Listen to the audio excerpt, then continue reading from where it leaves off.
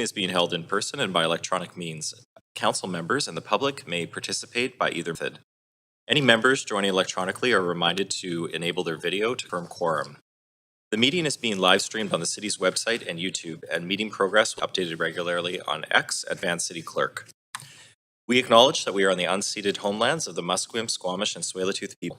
We thank them for having cared for this land and look forward to working with them in partnership as we continue to build this great city together. I would also like to recognize the immense contributions of the City of Vancouver's team members who work hard every day to help make our city an incredible place to live, work, and play. Clerk, may we have the roll call, please? Yes, Mayor Sim has leave of absence for personal reasons all day. Councillor Kirby Young is not in the room and has an LOA for after 5 for civic business. Councillor Donato has a leave of absence for civic business all day.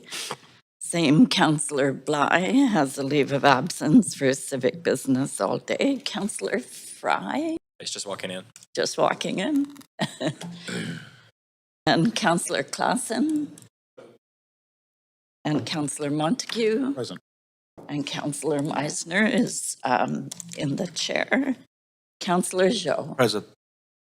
And Councillor Orr. And Councillor Maloney. The meeting has quorum, Chair Meisner. Okay, thank you. So plan for the day. Today we have 7 reports and 4 council member motions. The plan is to break at noon for lunch, return at 1 p.m. to continue to deal with the rest of the agenda, and if needed, recess at 5 p.m. for dinner break and reconvene at 6 p.m. to complete the agenda. So the committee will now consider matters adopted on consent. We have reports 2, 3, 4, 5, and 7 on the consent agenda for committee's consideration. And we'll hold reports 1 and 6 from speakers. So the committee may adopt recommendations for reports 2, 3, 4, 5, and 7 on consent. Does any member of council wish to hold any of these items for debate or questions to team members? If so, please add yourself to you. Okay, not seeing any. So before we consider the consent agenda, if anyone believes they have a conflict of interest, now is the time to declare it. Does anyone have a conflict to disclose? Okay. So we have reports 2, 3, 4, 5, and 7 on the agenda for consent approval. Would someone like to move adoption of the recommendations before the committee?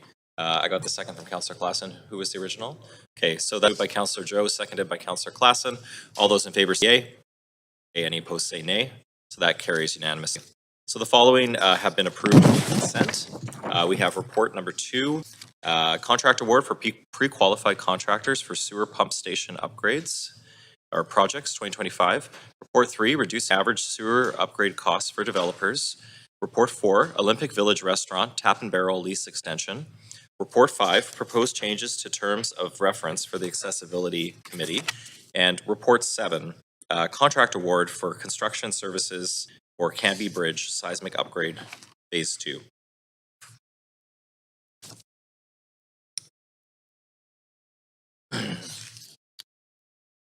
Okay, so we'll now go to report 1. Yes, yeah. So we'll go to report 1, quarterly capital budget adjustments, and close out Q3. Before we begin this agenda item, if anyone believes they have a conflict of interest, now is the time to declare it. Does anyone have a conflict to disclose? Okay, this item does not have a presentation. Committee members have up to 5 minutes to ask questions of team members. Are there any questions?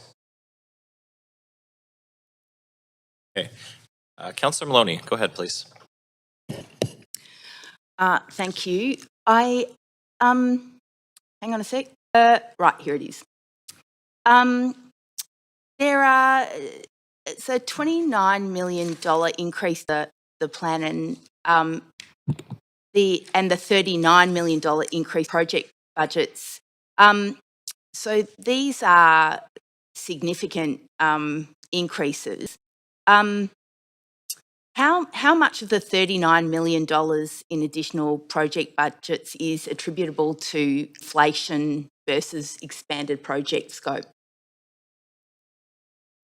Colin Knight, General Manager of Finance and Supply Chain. So again, the increases that we're proposing are either in line with the capital plan that was set out, and our normal process is that we don't request the budgets until the projects have gotten to the stage where the scope is defined and the schedule is defined and the projects are willing to proceed.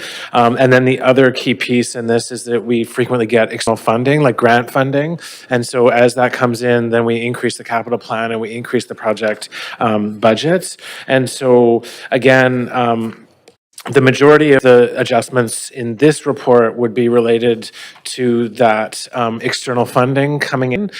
Inflation is a factor that is impacting many capital projects. In general, what we do is within the capital plan funding envelopes, we look to manage that cost inflation through reallocations and looking at project scope.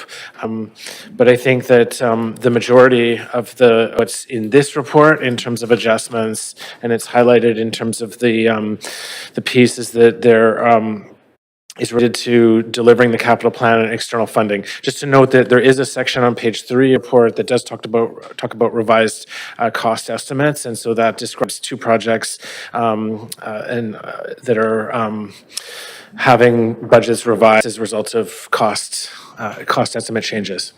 Yeah, and so that's quite a common thing to happen, that we approve projects and then we seek funding once the details of the project are clear. Yeah, because I think initially there's work on design and scope clarification, which then impacts the future construction costs. Yeah, and what are some examples of subject matter that's common in that we would that council would approve a project or an investment, and then we'd seek government funding from senior levels of government? Yeah, that's correct. And Lon Leclerc will respond to that specifically. Good morning, Lon Leclerc, General Manager of Engineering Services. Since you're looking for an example, on page 3, there's the Grenville North Loops was identified. In that particular project, we had originally tried to contract out the entire piece, including all the risk that was associated with it, and we got bids that were extremely high. And the reason for that is because a lot of contractors, when they're unsure of the risks, they'll build in extra, cost. So what we chose to do was to hold the risk. So the city held the risk. And so some of those some of the concerns materialized, like some unanticipated materials. We found asbestos that required a whole different process for the construction of the work in a safe manner.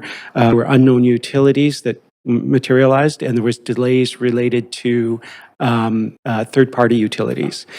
So that's resulting in that additional budget for that project. But in terms of what we had anticipated to achieve, it's still good value for the taxpayer. Thanks.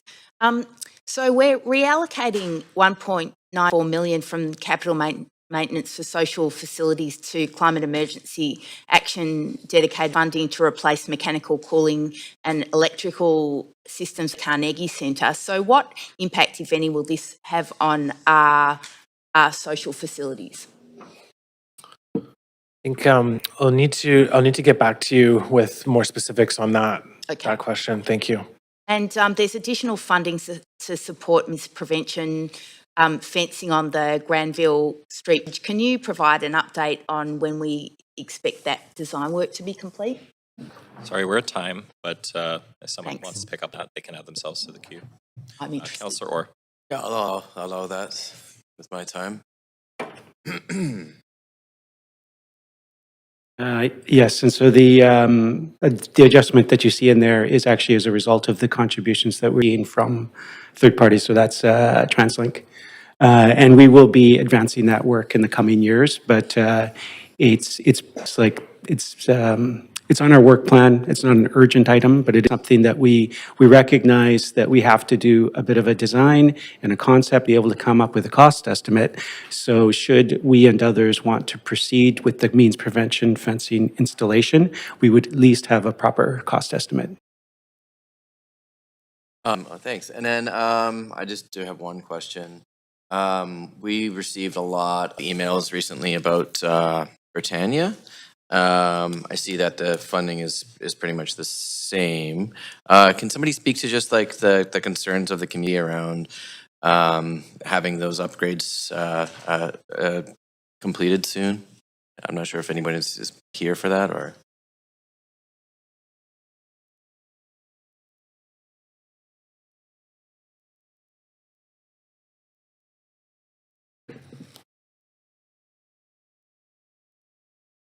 I'm just going to speak really loudly if it's okay. Yeah. Great, thank you. My X panel's not on. We are working on that. Oh. We've allocated $10.5 million. We're getting an itemized account for where we are right now for all of the work that we've been doing. But just off the top of my head, Councillor, we've got about $8.5 million going into the ice rink upgrade, which we're actually working on right now. I think it opens in January. And we will then start work on the pool. And then we have some cosmetic stuff that we're also doing for the community on the site as a stopgap measure as we look at development for that in the future. Okay, Yeah, but we're actually working on a memo for you on that now. perfect. Thank you very much. Welcome. Yeah, thank you. And with respect to the question on the Carnegie Center, the impact is that some maintenance will be deferred until the next capital plan. Britannia, No, with respect to the Carnegie Oh, question. Yeah. thanks. Okay, thank you. Okay, we'll now hear from registered speakers for this report. Public speakers should state whether they are in support or opposition of the recommendations and may only speak once. I will also ask speakers if they're residents of Vancouver if it's not noted on the speakers list. And our first public speaker is Sarah Jha, who's, I believe, in person or meant in person.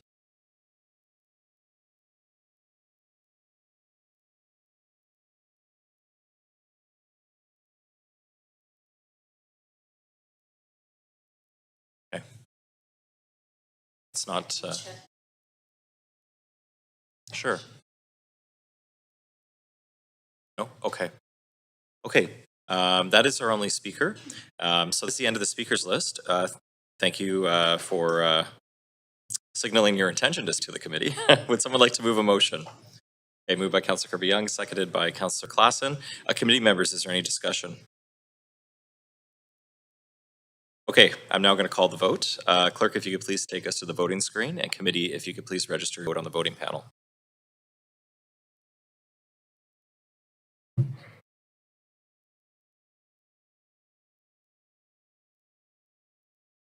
Okay, that passes unanimously, and that completes report 1. Okay, we'll now move to report number 6, which is report back, maintaining fairness and effectiveness of the empty homes tax, EHT. Before we begin this agenda item, if anyone believes they have a conflict of interest, now is the time to declare it. Does anyone have a conflict to disclose? Okay, this item does not have a presentation. Committee members, you have up to 5 minutes to ask questions of team members. Are there any questions? Okay, so we're not seeing any questions. We'll now hear from registered speakers to this report. Public speakers should state whether they are in support or opposition of the recommendations and may only speak once. I will also ask speakers if they're residents of Vancouver, if it's not noted on the speakers list. And our first public speaker is Noah Sarna.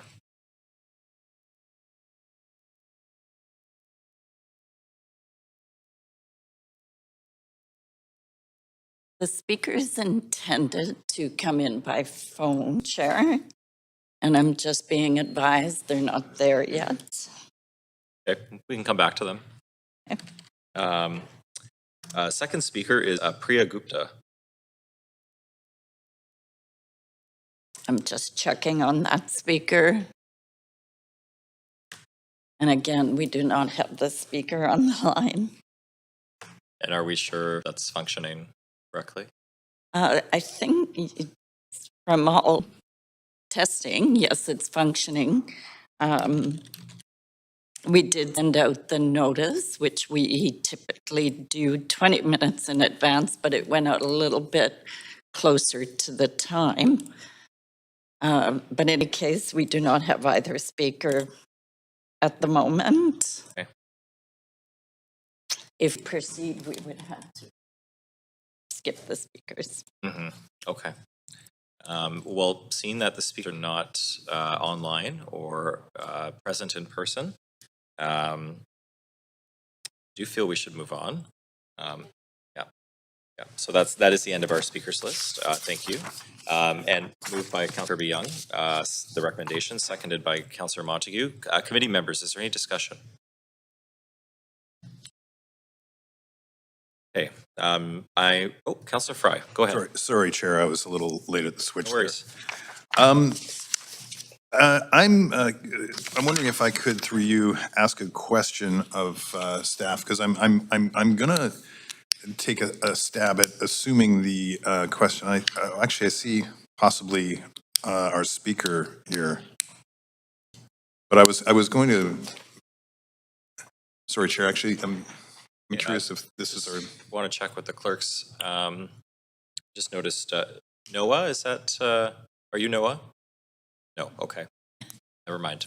Please continue, Councillor Fry. yeah, so if I may ask of the General Manager of Finance and Supply Chain, I am of the impression and understanding that there are smaller developers, small-scale developers who are interested in seeing an exemption on empty homes tax, and I suspect that may have been the subject that they were going to speak to.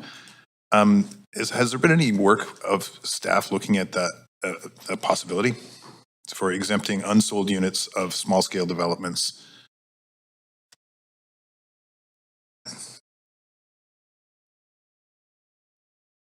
Oh, mic for Colin, please. Thank you. Colin Knight, General Manager of Finance and Supply Chain. So the current bylaw provides an exemption for unbuilt inventory that is for 5 units and higher, and that is aligned to the provincial speculation and vacancy tax. There currently is not an exemption for below that. That would require policy direction. In terms of work that's been done, yeah. So just to note that the team is reviewing that. Currently, there's only 4 properties that are impacted in that under 5 category. So it's a very small number of impacted properties, but we are monitoring and we'll update council as information comes in. Okay. Thanks for that. I mean, I do want to acknowledge that these are small-scale developers who probably don't have the same liquidity as the bigger guys, and this could be a make or break potentially. So I appreciate that you are looking at, and that there may be further consideration that would be a bit more equitable. Okay, thank you for that, Colin, and thanks, Chair, for allowing me to ask that question. No, thanks, Councillor Fry. Okay. So not seeing anyone else on the queue for discussion, I'm now going to call the vote. Clerk, if you please get to the voting screen, and committee, if you could please register vote on the voting panel. Okay, that passes unanimously, and that completes report 6. So we're now going to move to member motions. And, sorry, one moment here. Okay, so the next item is motion 1, safe streets for trick-or-treats, bring safe pedestrian areas to make Halloween a little less scary, and is to be moved and introduced by Councillor Maloney. Before I do that, could I ask for a 5-minute recess, because the reports have proceeded extremely quickly this morning, and I'd just like to give public speakers an opportunity to be ready and call in. I just want to hear from the clerks as to whether or not that would be beneficial and what notice we've given those speakers for this particular item.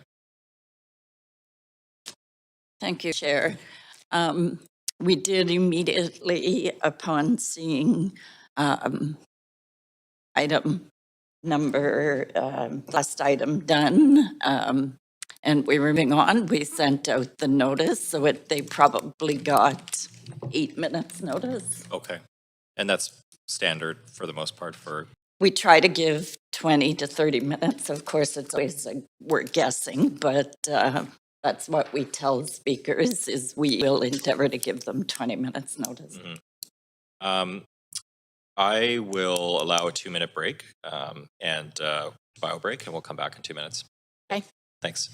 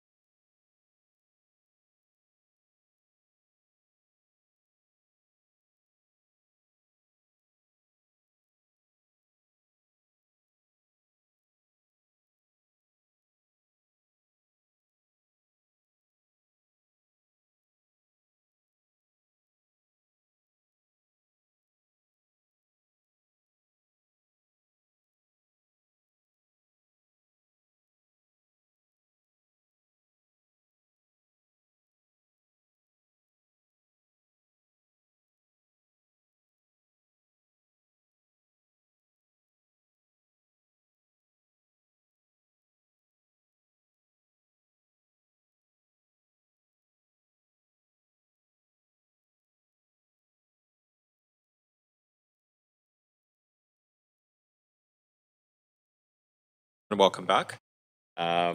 So before we begin this agenda item, if anyone believes they have a conflict of interest, now is the time to declare it. Does anyone have a conflict to disclose?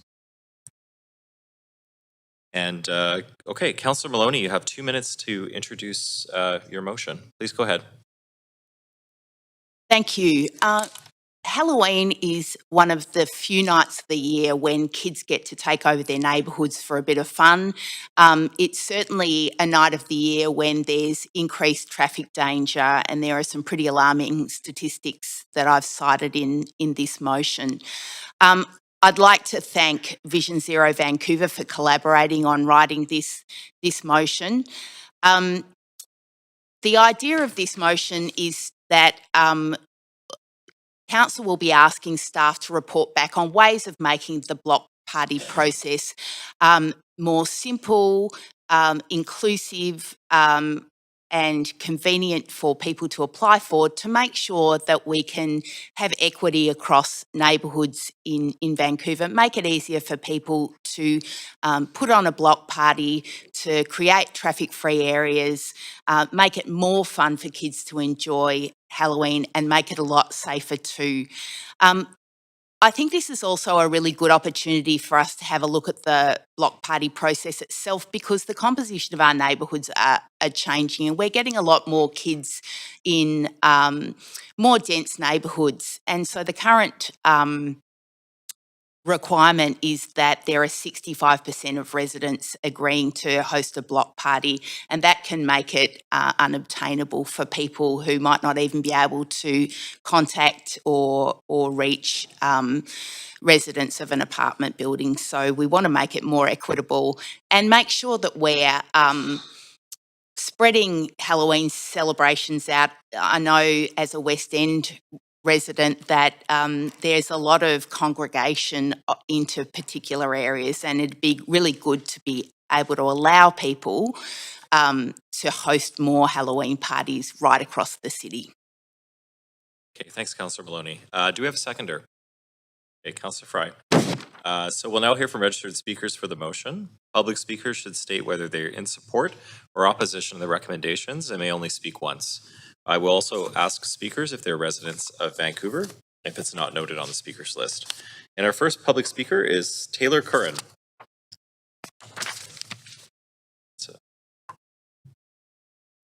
No. Okay, we can come back to them.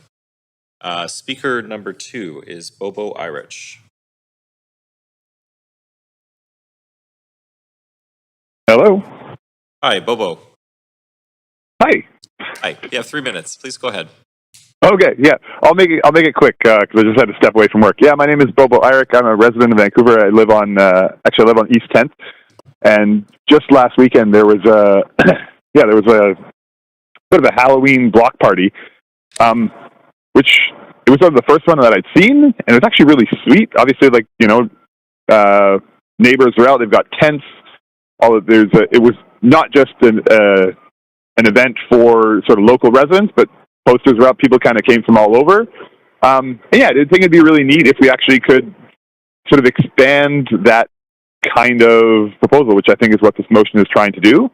So it's not just sort of on a Sunday before Halloween, but also on Halloween. And hopefully, like, I think this is sort of something we can look to expand more generally and just make it easier for residents and people within the city to sort of use some of the public space that we do have on the roads for more events and community activities, and sort of fostering a sense of community and sort of destination and fun within the city. So I'm excited this motion is coming forward. I hope it kind of gets expanded beyond just Halloween, and I look forward to seeing what comes of it. Thanks so much. Okay, thanks for calling. I will now go to speaker 3, Zoe Selena Mabry. Just checking, Chair. No. Okay. Speaker 4, Sebastian Smith. Yes.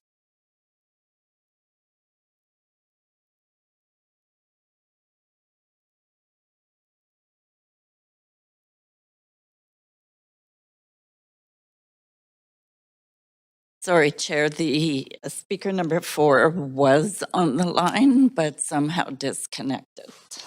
Okay, we can come back to them. Speaker number 5, Amelia Fruglia. Just double checking, but I'm hearing no. Can I have a double check on speaker 5, please? No.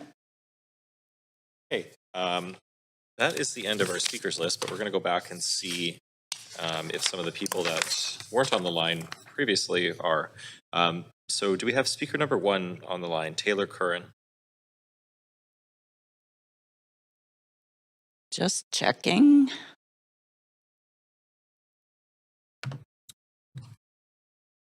No. Okay. Speaker 3, Zoe Selena.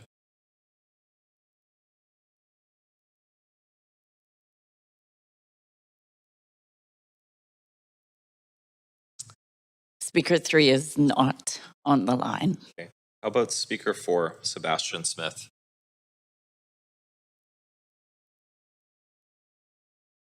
Sorry for the delay, just wanting to get confirmation. Speaker 4. Not on the line. I'm getting a message that one of the speakers is didn't get taken off hold and is trying to get through. Perhaps we could have a short recess to sort out the issue.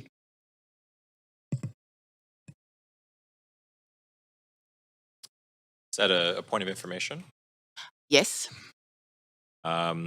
I'll just check with the clerks as to whether we're aware of any technical issue or if any other speakers are currently on the line.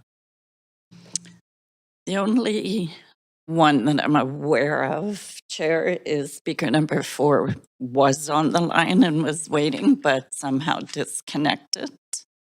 I'm not sure if that was staff's end or the speaker's end. Point of information, I have the phone number of the speaker if the clerks would be assisted by that. Is that something that would be valuable to the clerks? We do have the phone number and we can certainly call if that is what council wishes us to do. Okay. Why don't we take a 5-minute recess to sort out if Thank you. there's in fact an issue or to get in touch with the speakers. Thank you. Thanks, everybody.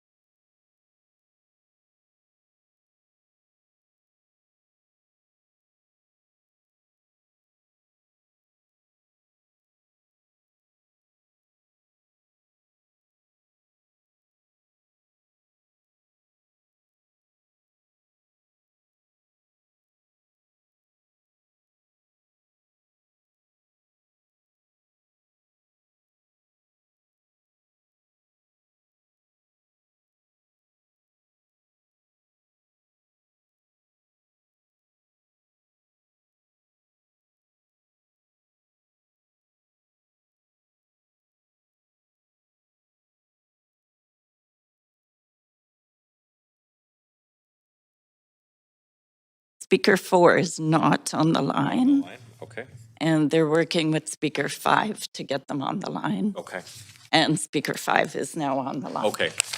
Speaker 5, Amelia, can you hear us here in the chamber?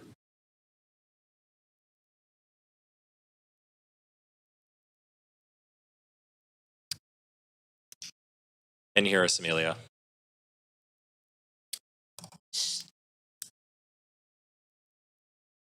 She's just about to call in, Chair, so it's over to you. Okay. Just give it 30 seconds here. We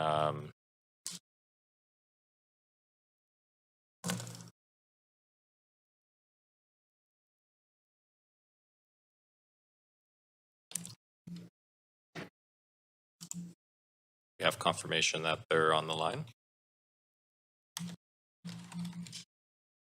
I am getting a message. She's the speaker number 5 is calling in right now as we're speaking.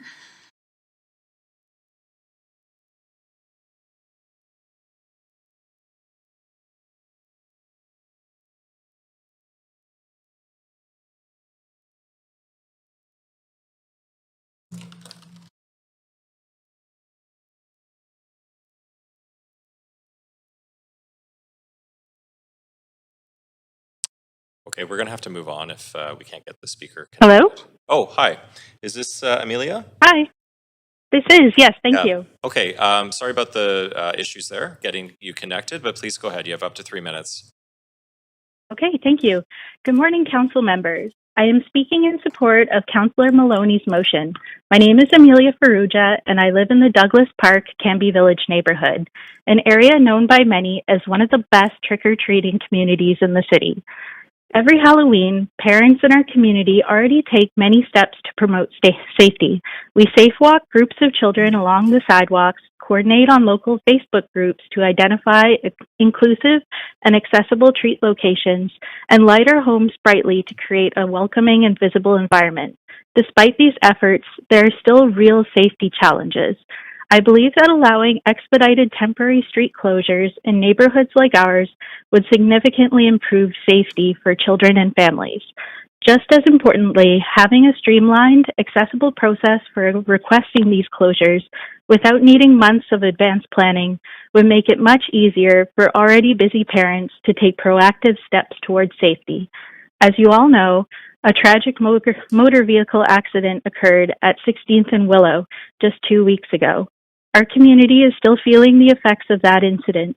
It is therefore imperative that we evaluate every possible measure to reduce risk and ensure our neighborhood streets are safe, especially during events like Halloween, when so many families are out enjoying the community together. Thank you for your time and for considering measures that help make our neighborhood safer for everyone. Thank you. Okay. Thank you for speaking to Standing Committee. Okay, that is the end of our speakers list. Thank you, everyone who called in. Committee members, is there any discussion? Councillor Montague. Yeah, thanks, Chair. I do have an amendment, so maybe I'll let the other two councillors speak first. Okay, we'll come back to you. Councillor Orr. Thank you very much. Yeah, I just wanted to read, one of the speakers that couldn't make it, just sent a little note over. Yeah, shortly after we became parents, our car died. The experience of having to get around the city with a stroller was so eye-opening, and it is what got me into municipal politics. Streets should be so much safer for children and seniors and everyone who cannot or does not wish to drive a car. I will be taking my 3-year-old trick-or-treating for the first time this year, and the amount of injuries that happen each year on Halloween is heavily on my mind. I cannot express how grateful I am to see it being addressed and how frustrated I am with how much effort it takes the city to take safety seriously. So, you know, I don't have any children, but, you know, I think this is a great motion that just provides a little peace of mind for parents and just you know, to make things, to streamline things, to make it easier for these permits, for these little block parties. And it brings community together, and it just gets everyone talking. And I think it's a great motion. Thank you. Okay, thanks, Councillor Orr. Councillor Fry. Yeah, super supportive of this motion. Also reflecting sort of on Councillor Orr's comment there. My political genesis, and the whole reason I got into politics was after my friend Paul was hit by a car on Prior Street and ultimately lost his life. Paul, and indeed my wife and I, we all really enjoy Halloween. It was a big celebration for us, and it was a big part of just our collective enjoyment, but also a really big part of our neighborhood. And I feel so lucky to live in a neighborhood like Strathcona, which embraces Halloween in the wildest sense of the word.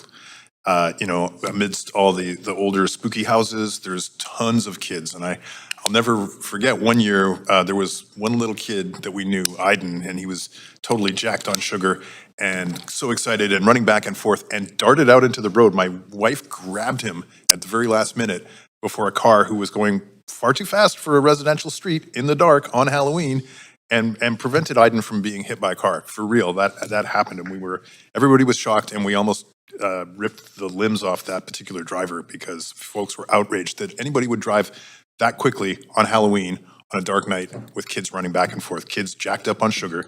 Kids get excited. It's an exciting time of year. In my neighborhood, especially over COVID, we initiated a giant block party. We called it the Haunted Alley, and we blocked off our alleys, and we did get some help from the city. It was complicated and it was not easy, so I really appreciate the idea of how can we facilitate permits to have block parties and to have activations that can make it safer for kids. What a fantastic scenario we had during this haunted block party, because we made it all COVID safe. We created all sorts of displays. Kids came from all over the city and had just such a wonderful time. Halloween is the most magical time of the year as far as I'm concerned, and I really do want to see more opportunities to have fun and have safe Halloweens, and let's not let Burnaby steal the Halloween title, because I know Burnaby's looking to steal the Halloween city kind of thing. We should really embrace it as a city. And it's bad enough that kids have to wear garbage bags over their costumes in this inclement weather. Let's not make them have to wear reflective safety vests over their costumes just so that they don't get hit by cars. Let's make it a fun, safe Halloween. And I think this seems like a no-brainer, and I really want to thank Councillor Maloney for bringing it forward and also compliment her on her stunning earring ensemble. Thank you. Councillor Montague. Yeah, thanks, Chair. I was actually pretty intrigued when Councillor Maloney called notice on this motion, but it did raise some questions for me about the practicality and the equity, and if it would in fact make things safer. So I looked at the statistics, and unfortunately the statistics provided in the motion are all from the US. There's nothing local and nothing Vancouver specific. I looked at the examples provided from New York City and Seattle. New York City seems very different from what is being proposed in this motion. The example from New York is, from what I can see, basically like a 2-week festival type event in multiple locations throughout the city, including parades and live music, daytime events. And a lot of them are already taking place in car-free pedestrian plazas. Very different from what's proposed here. The Seattle program, I feel, is more like what's being proposed in this motion. However, the model they have is already almost identical to what we see in Vancouver. The one difference I read is that the Seattle requires that the barricades at each end of the street be manned. But like Vancouver, Seattle also does not provide or deliver barricades. Instead, they have a list of rental companies. The motion is asking for staff to create basically a permit system that would allow residents to block off their street. Well, this is a system that already exists, and if neighborhoods want to do this now, there's nothing stopping them, and they don't have to wait till 2026 to do it. And staff feedback was clear that they don't have the capacity or resources to do what's being proposed. There's also what I think is a significant flaw in this motion. I feel it creates the same problem it's actually striving to solve. When you have a block party and want to barricade your street, block your street, the desire is to reroute the traffic away from where people are attending that party. But it's one street you're trying to accomplish that reduction in the conflict between people and cars. This is Halloween though. Almost every residential street is busy with kids. If you block off a street to reroute traffic, You might reduce traffic on that one street, but you're not reducing the overall amount of cars in the city or in the neighborhoods. You're just moving them to another adjacent street or adjacent neighborhood, also with trick-or-treaters. It potentially would increase the interactions between cars and kids in those adjacent streets and neighborhoods. Lastly, I guess we're at a period of time post-Lapu Lapu block party. There is ongoing work to review and evaluate event safety relating to block parties in Vancouver. So I do feel that while I understand the spirit of this motion, I do feel it needs to be referred to staff for information. I've sent in that referral, Chair. We would need to move to an amendment queue for the referral. So I'll just do that now. Councillor Montague, did you want to Thanks. introduce the referral? Yeah, so basically it strikes A. Oh, we need a seconder as well. Apologies. Seconder for the referral. Okay, seconded by Councillor Klassen. Please continue. It strikes A. It keeps B and C, but I would note that C is already being done. There's a great amount of work being done by Vancouver Police Department, the City of Vancouver, Vancouver Fire Rescue Services, BC Ambulance Service, all do a communication strategy related to Halloween. So it's a move that clause B and C be referred to staff for information with within the context of their ongoing work, because there is ongoing work being done to review and evaluate event safety relating to block parties in the City of Vancouver following the April 26th tragedy. Okay, thanks, Councillor Montague. Councillor Maloney. Thank you. I don't support this amendment because children are already in danger from unintentional car crashes. I'm concerned that this amendment, all it does is delay action that families can take to make children safer on Halloween and allow families all over the City of Vancouver, rather than in concentrated areas, to organise their own safe Halloween celebrations. I absolutely considered the tragic incident that happened earlier this year in deciding whether to move this forward. Unfortunately, though, a driver who wants to deliberately injure pedestrians in our city can do so by going to any intersection where many pedestrians are crossing. So I think this is misplaced. I also think that staff should be directed to work on this rather than it just being a point of information. And it is good to make the block party permit system more accessible, quicker, easier to get, and promote it to more people in every area of the city. I think Councillor Montague's missed the point of Part C, which is to encourage drivers to leave their cars at home on Halloween and avoid non-essential travel. That's certainly not a message that's being put out by any of the organisations that he cited. Unfortunately, we find a lot of victim blaming messages, a lot of suggestions of the ways parents and children can make themselves safe so that drivers can be dangerous. So there is a very big difference in what I'm asking for here. I'm asking for us to, in the absence of some of the really essential traffic calming, safety infrastructure that we need to be doing, in the absence of automated enforcement, which was attempted to be moved forward by my colleague Councillor Boyle when she was on council and delayed by Councillor Montague and still hasn't happened. I think in the absence of that prioritisation and that important work that we really should be doing, the message to drivers to avoid non-essential travel on Halloween is a very important one because it's a way that we can reduce traffic and reduce traffic danger on a night when we should be looking after the interests of children. We should be prioritising them. I think sometimes in the city's work, we can forget about the interests of children because children aren't the ones here that are complaining about things or drawing our attention to things or speaking in loud, powerful voices. And I think it's a real shame that this is being discounted and deprioritised by Councillor Montague. Okay, Councillor Kirby-Young. Yeah, thanks, Chair. No, I think the conversation and the really important thing is about making, working towards a culture of safety 365 days of the year and not just one of them. And so these conversations are really important for us to have in terms of looking at our procedures and our processes.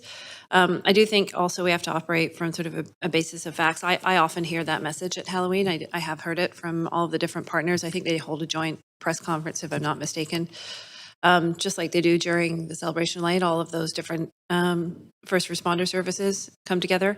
And I have heard that message around please don't drive if you don't need to, and be aware that kids are on the streets and all of that thing. So we should continue to do that, absolutely. And I think we can rest assured that that is happening.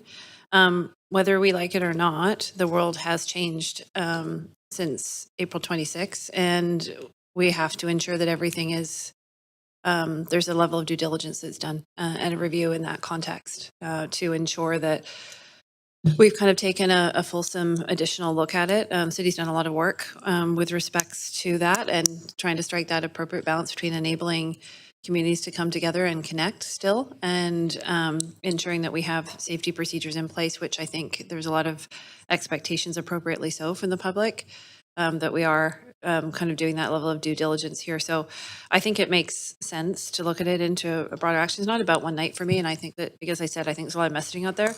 I think kids should be safe 365. Would it be fantastic if kids don't have to wear reflective things? Yes, but we also live in a dark and rainy climate. And we have people walking, cycling, in wheelchairs, et cetera, the rest of the time. And I wouldn't suggest that anybody wears dark black on any day. It doesn't matter if it's Halloween or otherwise.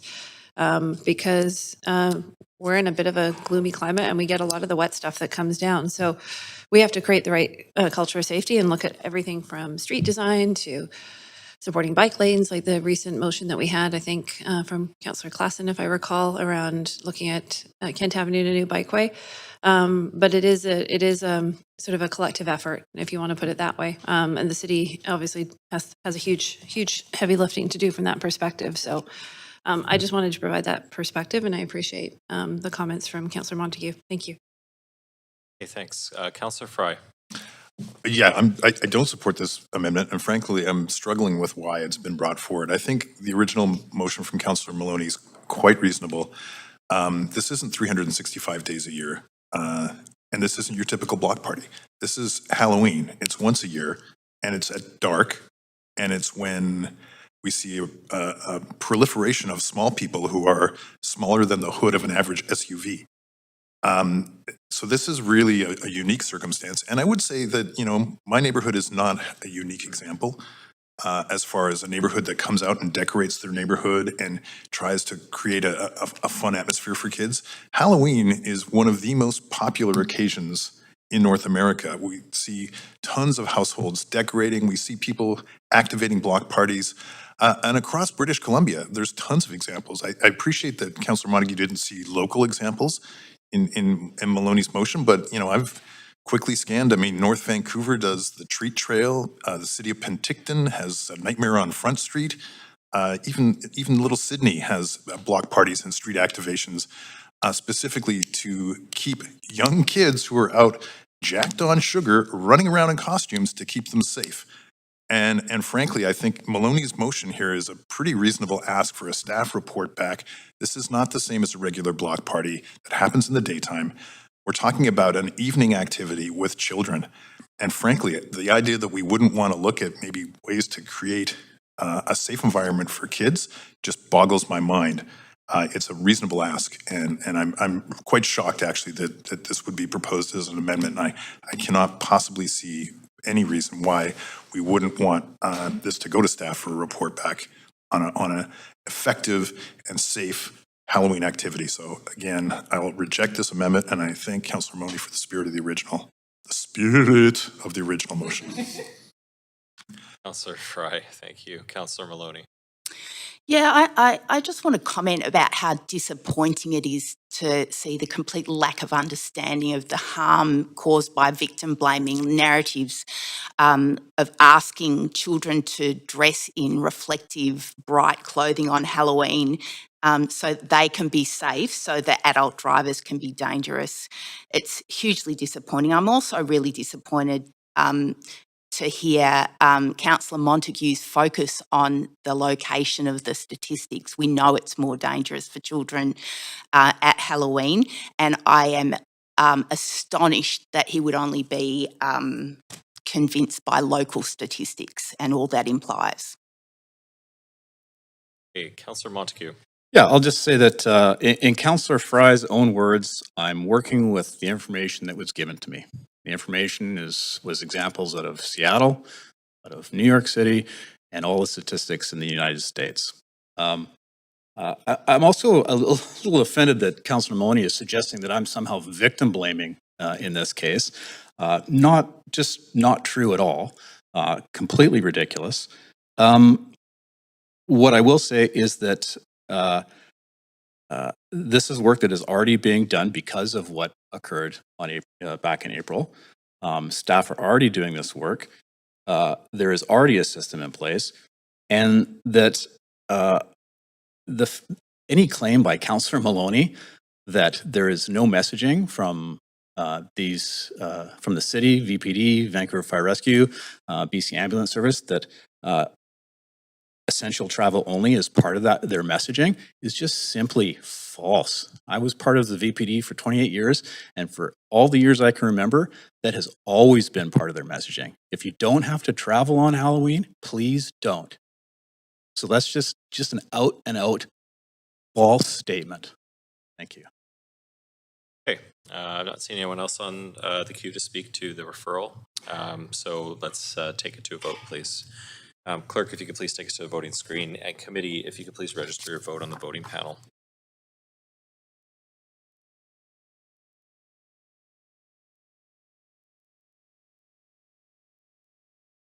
Okay, that referral passes with Councillor Fry in opposition, Councillor Orr in opposition, and Councillor Maloney in opposition.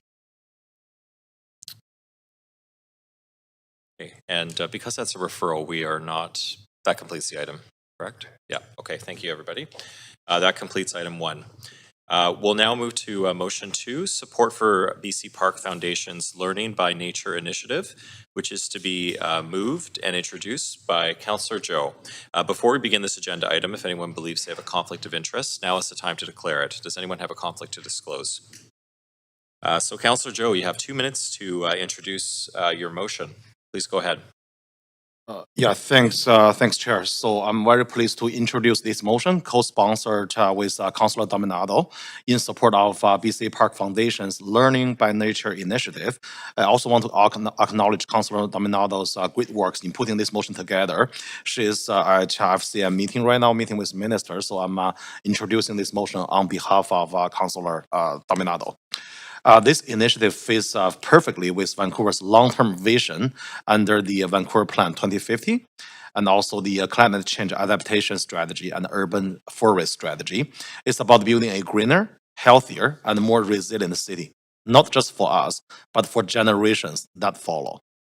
As a father of a 4-year-old, I see firsthand how meaningful it is when children connect with nature. My son's face lights up when he runs under the trees, touch the leaves, or watch the birds in the park. Those small moments remind me why expanding access to natural space, especially on the school grounds, is so important.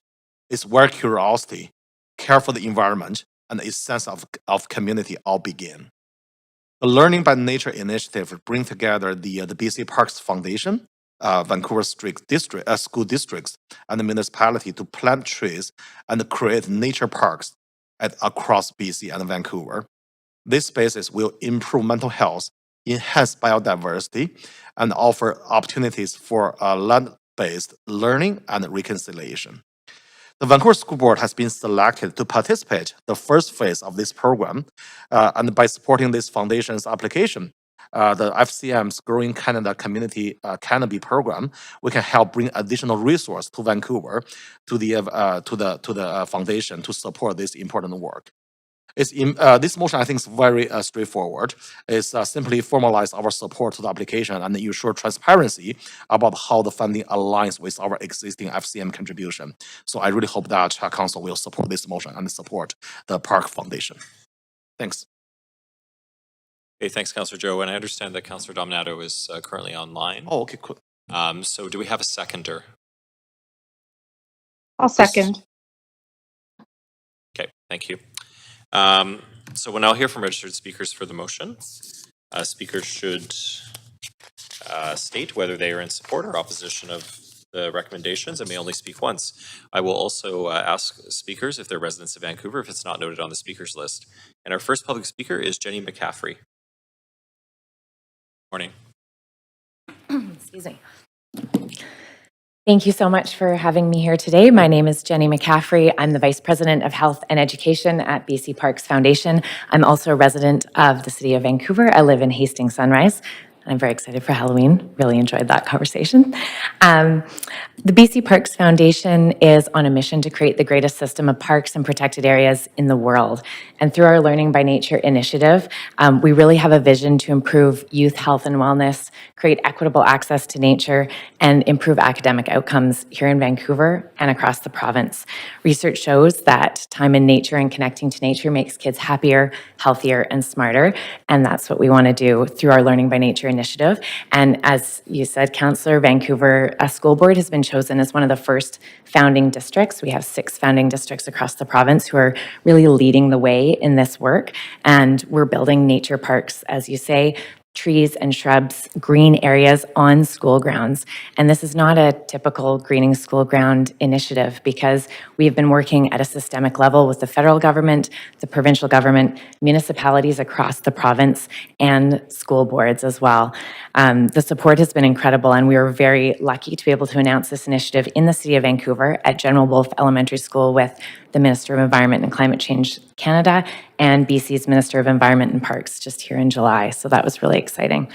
This project does meet many of City of Vancouver's goals and commitments through the Vancouver Plan 2050, the Climate Adaptation Strategy, Urban Forest Strategy, and the Rain City Strategy. So we really believe it's a win-win-win. It also demonstrates incredible provincial, national, and global leadership that's coming out of Vancouver. We're really proud to be working with the Vancouver School Board and the City of Vancouver on this innovative approach to improving health and learning outcomes while increasing biodiversity and canopy cover on school grounds. Thank you so much for listening and having me today. Thank you very much. That completes our speakers list. Thank you for speaking to the Standing Committee. Committee members, is there any discussion? Councillor Joe, is that you on the queue for discussion? Holdover, okay. Councillor Kirby-Yung, please go ahead.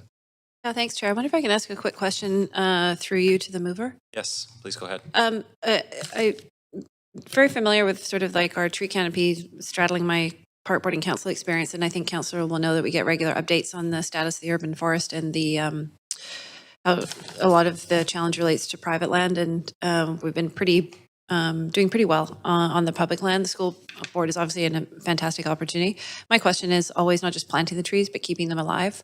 So just wondering through you to the mover if that is part of the expectation and agreement between the school board and the Park Foundation that there's going to be part of that funding will be used to, or there's resources set aside to actually, nurture, look after, and keep those trees going until they kind of take hold and become healthy older trees. Yeah, thanks, Councillor Kirby. 100% agree. We should keep our trees alive. Otherwise, there's no point. But I believe this is about funding application to FCM. So I really hope that the Park Board, Foundation will take into this consideration. That's about more operational use of this funding request. I will leave that to the Park Foundation and Vancouver School District to coordinate. Okay, great. And then just speaking to the motion, I'm very happy to support it. I did have a couple of questions when I looked at that. This comes out of the City of Vancouver's allocation, but again, in thinking around the context and the fact that we're striving to increase our tree canopy and the multiple health benefits that provides for people, mental wellness. Health to get outside, cooling opportunities as we have increasingly hot summer temperatures with climate changes. It makes a whole lot of sense to do that. And school grounds, I think, have been underutilized for many things, whether it's these opportunities to create these sort of urban forest oases for childcare and so on. So it is encouraging to see sort of this body cooperation between the Park Foundation and the school board and council. And I think that hopefully we can do more of that. Sometimes our own separate jurisdictions have gotten in our way. But this is, I think, one way that we can actually strive to increase a lot of that canopy. Some of the school grounds are pretty barren, and oftentimes they might be in leafy neighborhoods, but then you have these large open swaths of just fields and the school buildings. So I'm excited. Hopefully the application will be successful and we'll see some trees being planted very quickly. Thank you. Thank you. Councillor Dominato. Thank you, Chair. And I just wanted to add my voice to the motion and just appreciating I'm actually here in Ottawa right now, and the subject of the bigger umbrella, the Green Municipal Fund, has been a big conversation here at the board meeting. And part of that has been how valuable that fund is to municipalities across the country. And then the subset of that is this Growing Canada's community canopies. And there's huge value. And I want to reflect that this is another example, good example of partnership, particularly across levels of government, but with the foundation, with the school board, and the fact that we'll be able to enhance the tree canopy on different school sites. And as my colleague just noted, Councillor Kirby-Yung, is that in some cases they're quite barren. And we know that not only the environmental benefits of more tree canopy, but also it provides space for shade, which we need in the warmer months. And so I just wanted to reflect that I think this is a real positive, and as was described as a win-win-win by the foundation. And so really pleased to bring this forward in conjunction with my colleague, Councillor Zhou. Hey, thanks, Councillor Dominato. Okay, seeing no one else on the queue to speak, I'm now going to call the vote. Clerk, if you could please take us to the voting screen. And committee, if you could please register your vote on the voting panel. And Chair, I will take a vote assist in favor, please. Yes, noted. Thank you, Councillor Dominato.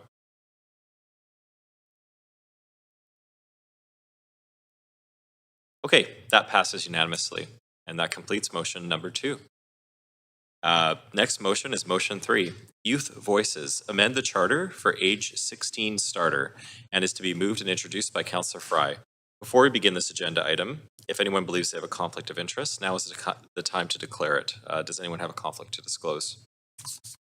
So, Councillor Fry, you have 2 minutes to introduce your motion. Please go ahead. Yeah, so this is the culmination of a great deal of advocacy work to extend the vote to extend voter eligibility to folk under the age of 18, specifically 16 and 17-year-olds. There's been a lot of evidence to support this, and indeed I've cited a lot of international evidence, but also closer to home here in British Columbia, there's been support from local governments across BC. Saanich, even Penticton has offered support for extending the vote to 16 and 17-year-olds. This initiative was also passed here at Vancouver Council back in 2021, and it was unanimously supported, indeed, by people who are at this council chambers today. And I think that the opportunity as it presents itself, this was supported at council. It was supported at UBCM. It was unanimously supported at the Union of BC Municipalities. When it arrived with the province has not acted on it. Now, the interesting piece to note is that the Minister of Municipal Affairs, Christine Boyle, when she was a councillor here in Vancouver, was a big champion for this very initiative. So the opportunity as it presents itself is to ask the Minister of Municipal Affairs, Minister Boyle, to amend the Vancouver Charter to allow us to have the distinct opportunity to advance enfranchisement to folks who are under the age of 18 and allow them a vote. Many of those people will be of decisions that are being made in these chambers will impact them directly. And indeed, many folks who would be able to vote at the age of 16 would otherwise have to wait a 4-year cycle and be eligible to vote at 20. So I think that the opportunities here are well-grounded in a lot of research internationally, well-grounded in support. Prior over time. Okay. Apologies. Okay, do we have a seconder? Okay, Councillor, it's kind of the same time. I heard Councillor Orr, so we'll go Councillor Orr. So we'll now hear from registered speakers for the motion. Public speakers should state whether they're in support or opposition to the recommendations and may only speak once. I will also ask speakers if they're residents of Vancouver, if it's not noted on the speakers list. So our first registered speaker is Emily Lowen.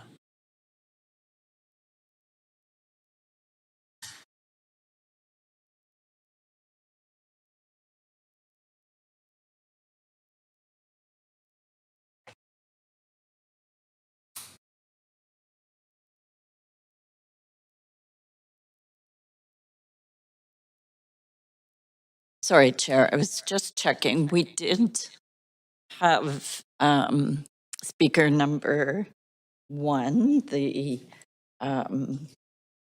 VIP speaker on the line. Could I get a status, please, team? Hello? There we go. Hi, is that Emily? Hi, it is. Hi, Emily. You're live on in standing committee, so you have up to 3 minutes. Please go ahead. Excellent. Thank you. Good morning, everyone. My name is Emily Lowen, and I'm the newly elected member of the BC Greens.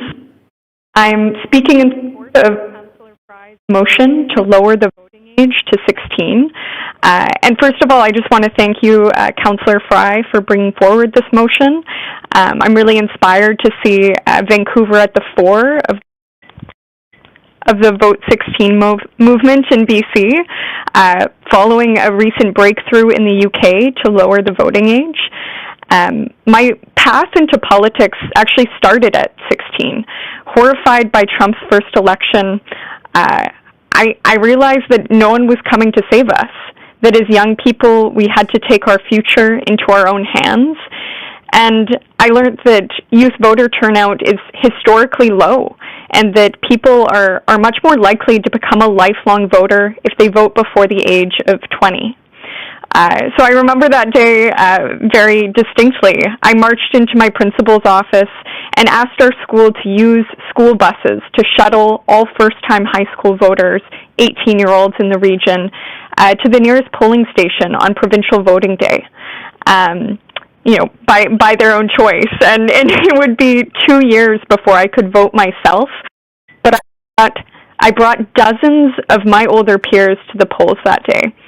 So I just imagined that if half the school was eligible to vote, that would be a formidable movement to not only improve access to democracy, but it would open up a formative experience that would change countless lives like it did mine. In my campaign for BC Green Leader this summer, we saw historic numbers of young people join the party. Members as young as 16 could vote in this election, and we saw the party base nearly double from 5,500 members to about 10,000. That is how we grow our democracy. Our engagement is by opening the door to young people and providing them with an exciting and meaningful avenue to shape their democracy. And as the leader of the BC Greens, myself and the caucus, the MLAs, we've been working hard on democratic reform and are championing the Vote 16 fight province-wide. I will absolutely push Minister Boyle to support this change, and I think Vancouver has a real opportunity to be a first mover and supercharge a province-wide movement to lower the voting age. So in a time where democracy is in retreat around the globe, I'm just so inspired to see so many young people in BC fighting back against this trend of apathy and disengagement. Now it's our duty to open the door to them. Thank you. Okay, thank you. We'll now go to speaker number 1. The previous speaker was a public body representative. So speaker number 1, Shione Cerny. Sorry, I have a aye. Good morning. Good morning. Can I begin? Yeah, are you a representative speaker, correct? Yes. Okay. Do you have the three other individuals present with you at this time? I have one. Okay. Yeah. I believe for you to have the extra time, you need to have all three, so. I'm okay with the 3 minutes. 3 minutes, Yeah. but please go ahead. Thank you. Yeah. Okay. Good morning, Mayor and Council. My name is Shawnee Sen, and I'm speaking in strong support of Councillor Fry's motion to lower the voting age to 16, because I believe that democracy is strongest when it includes everyone who has stake in the future, and no one has more at stake in Vancouver's future than our youth. Vancouver is brimming with civically engaged, inspiring youth who are leading climate actions, who are volunteering in our communities, who are speaking for safer streets, for better mental health, for affordable housing. I know because I am one of them, and I know because I work with them every week, and it is my job to inspire them. But despite their engagement and efforts, they find themselves excluded from the most basic form of democratic participation, voting. At 16, are many youth not already working, already paying taxes, driving, contributing to their families and communities? So many teenagers are shouldering the responsibilities of an adult, yet they're told that their voices are not ready for the democratic process. But why? The question here is not of readiness or deserving, but of representation. I again urge you to ask yourselves why the youth aren't afforded representation. If the central tenet of a successful democracy is representation, why are these law-abiding, active citizens of this city not given the right to vote? Lowering the voting age to 16 is not an experimental action. In Austria, 16 and 17-year-olds have been voting since 2007, and their turnout is higher than that of older first-time voters. In Scotland, during the 2014 independence referendum, 16 and 17-year-olds were allowed to vote for the first time, and their turnout was around 75% higher than that of the 18 to 24-year-old age group. Their maturity and their engagement in that process led Scotland to permanently lower the voting age for all future elections. In Germany, many states allow 16-year-olds to vote in local elections, and early enfranchisement there has increased youth turnout significantly, with young voters continuing to participate in subsequent elections, showing that giving a voice to youth strengthens democracy in the long term.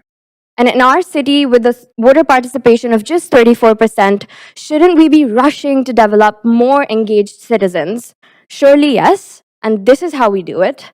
Not only would this motion give voice to these youth, but also nurture them to become civically engaged, active, responsible citizens of this city. And by supporting this motion, Vancouver has the chance to lead and to model what democracy can look like when it trusts young people. Thank you so much for your time. Thank you. We'll now go to speaker number 2, Adrian Carr. Good morning. Good morning, Chair. I do have a handout for all of council, if the clerk would like to hand that out. Yes, of course.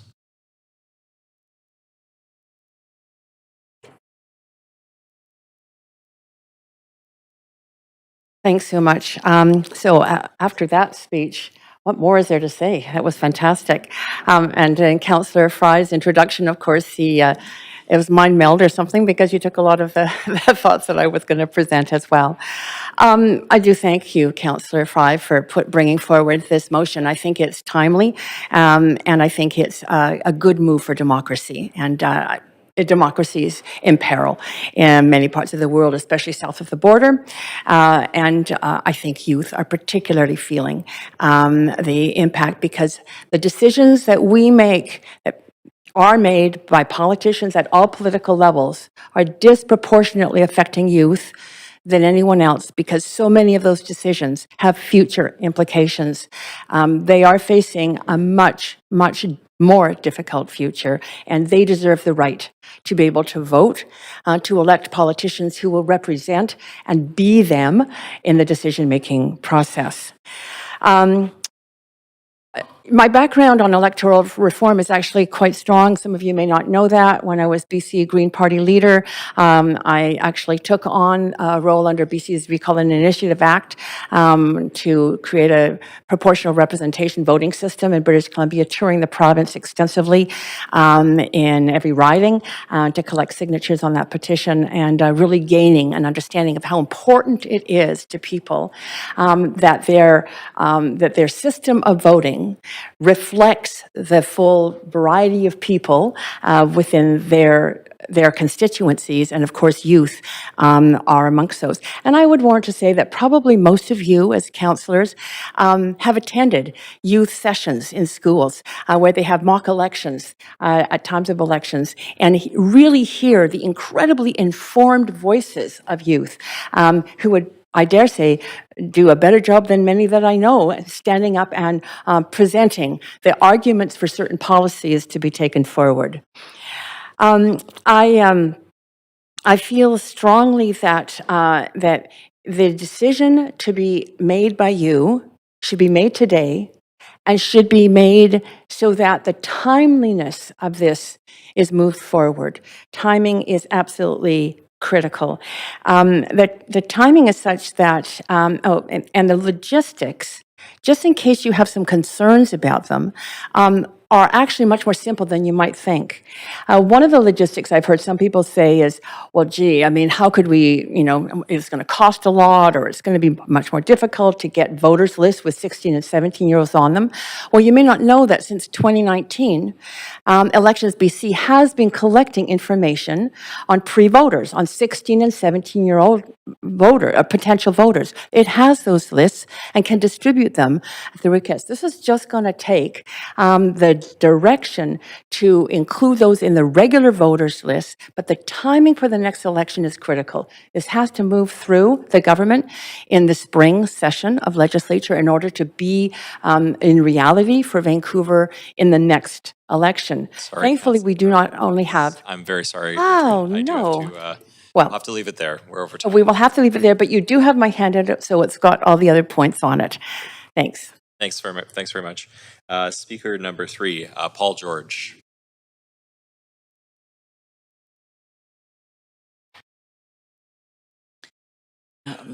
We do not believe Paul George is here, Chair.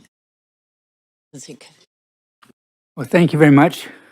I gotta move this thing down. It used to be a lot taller. I can guarantee I'm the oldest one. Going to speak positively on this. I go to too many meetings with our party and other places where it's all gray hairs. And I'm telling you, the youth aren't involved, a lot of them. But what happened recently is I signed up because I was really active on getting electoral reform, especially proportional representation. But in the pursuit of it, like, I was always been a backroom person. But anyway, I came forward to speak with Adrian at this special committee of the provincial government to do democratic and electoral reform. And what happened was that we got there. I wanted to go early and see what it was like. And we happened to be the only people there. And the first speaker didn't show up. And Adrian was going to re-speak the next day. So anyway, she got to speak first. And so and they said, well, maybe nobody's going to show up. So anyway, we sat around, and that was wonderful because there were so many young people who got up and spoke. They talked about different systems. They talked about the need to vote. And I was blown away with it. A teacher got up and said, in civics, if we had voting at that age, we teach more civics, and they would get understanding how our system works. We need to invigorate our democracy. We absolutely have to. I really feel that the democracy is under attack, and by letting the youth vote, they're a lot smarter than I was at 16. I was just won't go into that. But, I got quite a bit more time. Anyway, well, at that meeting, at the very end, one of the things, I gave a kind of a real wild speech because that was the next day after sitting and listening to all these speeches. And I got something noticing the two that represented the Conservative Party. And they were, both of them got up and said, well, we don't need any kind of electoral reform. When we get elected, we act for all of our people in our constituency. We represent them all. And I looked at them, I know that that's not true. They represent their party, they vote with their party. So anyway, but I also had read that for the first time, the Green Party in the mock elections in the 2025 federal election was run by conservatives. Conservatives. It had always been run by the Greens. I said, what the hell is happening? So anyway, I watched these guys and their smug smiles. And so I got up and said, I know you guys, you're not going to vote for any kind of proportional representation, but for heaven's sakes, at least vote to change the voting age to 16. And afterwards, I talked to them and everything. And I think there's support there because they know it's not all lefties that are going to vote. There's also going to be a lot of their people. So let's get youth involved. Don't rely. Look what happened in the United States when Biden and everything, so old, so crippled, so mentally retarded that he wasn't any use at all to the party. I'm withdrawing from office at 85, and just give the youth the vote, please. Anyway, thank you very much. Adrian had a wonderful time being a counselor here. Thank you, Paul. You're great colleagues. Thank you for speaking to council today.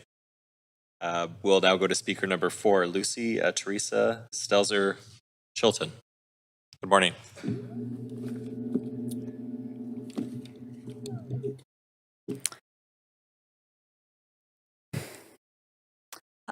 Do you have to ask me any questions? Please go ahead. Okay.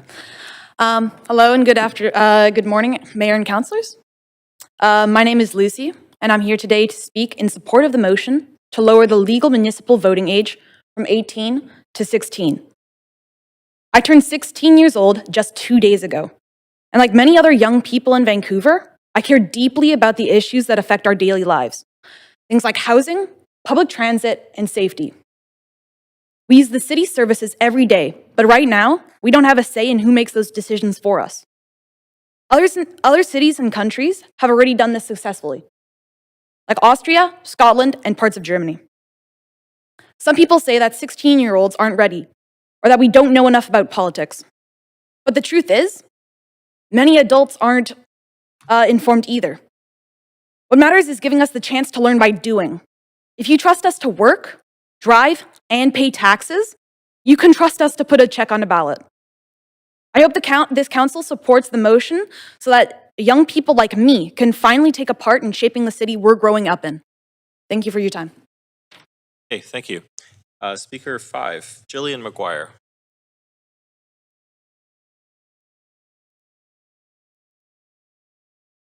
No. How about speaker 6, Max Abu Laban? Hello there. May I speak? Yes, please go ahead. Okay. Good morning, Mayor and Council. My name is Max, and I am here to speak in favor of Motion 3 as a lifelong Vancouver resident to extend voting rights to 16 and 17-year-olds. I'll begin with a personal story from my time as a high school student at Lord Byng Secondary.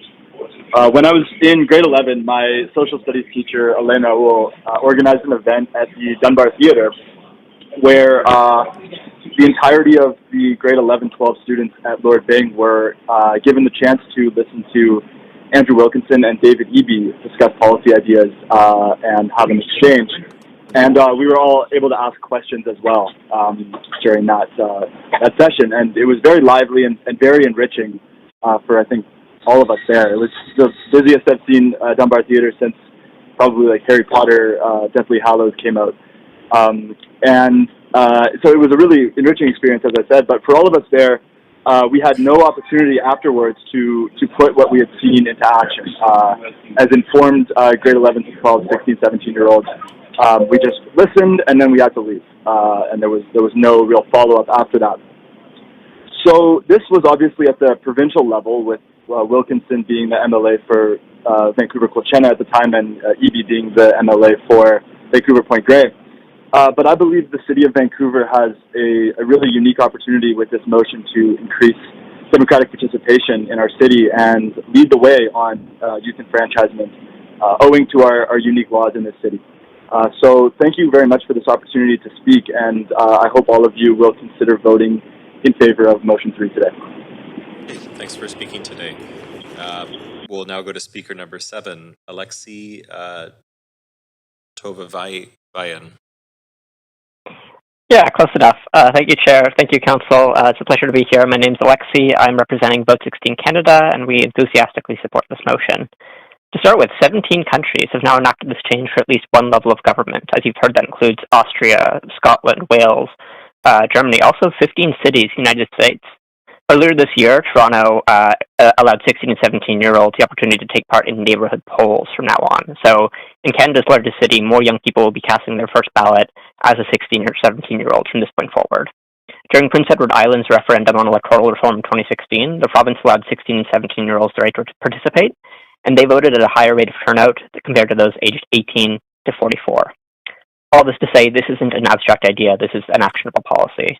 I think it's one that would position Vancouver as an innovative, future-focused city that's zero cost and will create lifelong voters who care about improving Vancouver. I think the international experiences of these 17 countries help to dispel all doubts about their ability to make well-informed choices at the ballot box. Now, the written brief I provided along with my statement here today dives more into the experiences from these countries, and it also identifies some of the best practices to ensure this policy is implemented effectively. But I want to start by saying that there's a clear consensus in the neuroscientific and social science literature that 16-year-olds have the cognitive capacities required for voting. Research by scientists like Dr. Lawrence Steinberg, a world-leading expert in adolescence, has shown that the key cognitive capacity required for voting, the ability to make decisions in unhurried and non-impulsive context, reaches maturity by 16. Dr. Sarah Jane Blakemore, a neuroscientist and professor at Cambridge, writes that they can weigh arguments, think abstractly, and consider long-term consequences. This type of careful, deliberate thinking used in calm situations is called cold cognition. It is the kind of decision-making typically involved in voting. I'd love to dive into Scotland, which first implemented this change in 2014. We now have over a decade of research from them on the experience of this policy in practice. Turnout. Young people who could vote at 16 or 17 were more likely to turn out in subsequent elections, even multiple election cycles later, than those who first voted at 18 or older. There was a debate they hosted where they brought in students, young people from all across the country, high schoolers. And according to the politicians who were representing the various parties, they later reported that the young people asked better questions. Right? They're more thoughtful. They're more willing to consider new ideas. I'll also point out that the experience from Scotland shows that support for votes at 16 can increase substantially after extending the voting age. While in 2011, in line with attitudes in the rest of the UK, less than a third of the public supported vote 16, after the change of the franchise and people saw it in practice, they saw young people stand up and be effective and diligent citizens. Public support doubled to 60%. And the Scottish Conservatives, who were initially opposed to the policy, joined the rest of their parliament in voting unanimously to make the change permanent. In 2020 to 2021, the Government of Canada commissioned 90 youth consultation sessions hosted by youth-serving organizations and allies. Nearly 1,000 young people from all across Canada contributed their experiences, Sorry, Alexei, perspectives, and insights. you're over time. Apologies. Thanks so much. Sorry about that. We'll have to leave it there. Thanks for speaking to council. Just a reminder, all the speakers, you have 3 minutes to speak to committee, and we'll now go to speaker 8, Jerry Song. Hello, can I be heard? Yes, Jerry, please go ahead. Cool. Good morning, mayors and councillors. My name is Jerry Song, and I'm the co-director of Vote 16 BC, alongside my twin brother Jason, who will be speaking shortly after me as proponent of Motion 3. And it feels quite fitting that he was born 3 minutes before I was, and now I get to present 3 minutes before him. But before I begin, I want to sincerely thank you all for the opportunity to speak on such a critical issue. And this movement extends far beyond those of us presenting here today. Over the past few years, Vote 16 has worked tirelessly across BC, launching municipal campaigns from Vernon to Squamish. And the result? 17 municipalities and school boards have already passed motions supporting the right of 16 and 17-year-olds to vote, including Vancouver's unanimous decision in 2021. And the momentum in Vancouver is undeniable.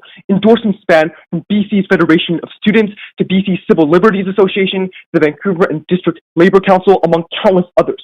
The message is clear. Youth deserve a voice. So it's no surprise that 17 countries globally already trust 16-year-olds to vote at some level of government. So now we know that it's possible and it's supported worldwide. So the question becomes, why does this even matter?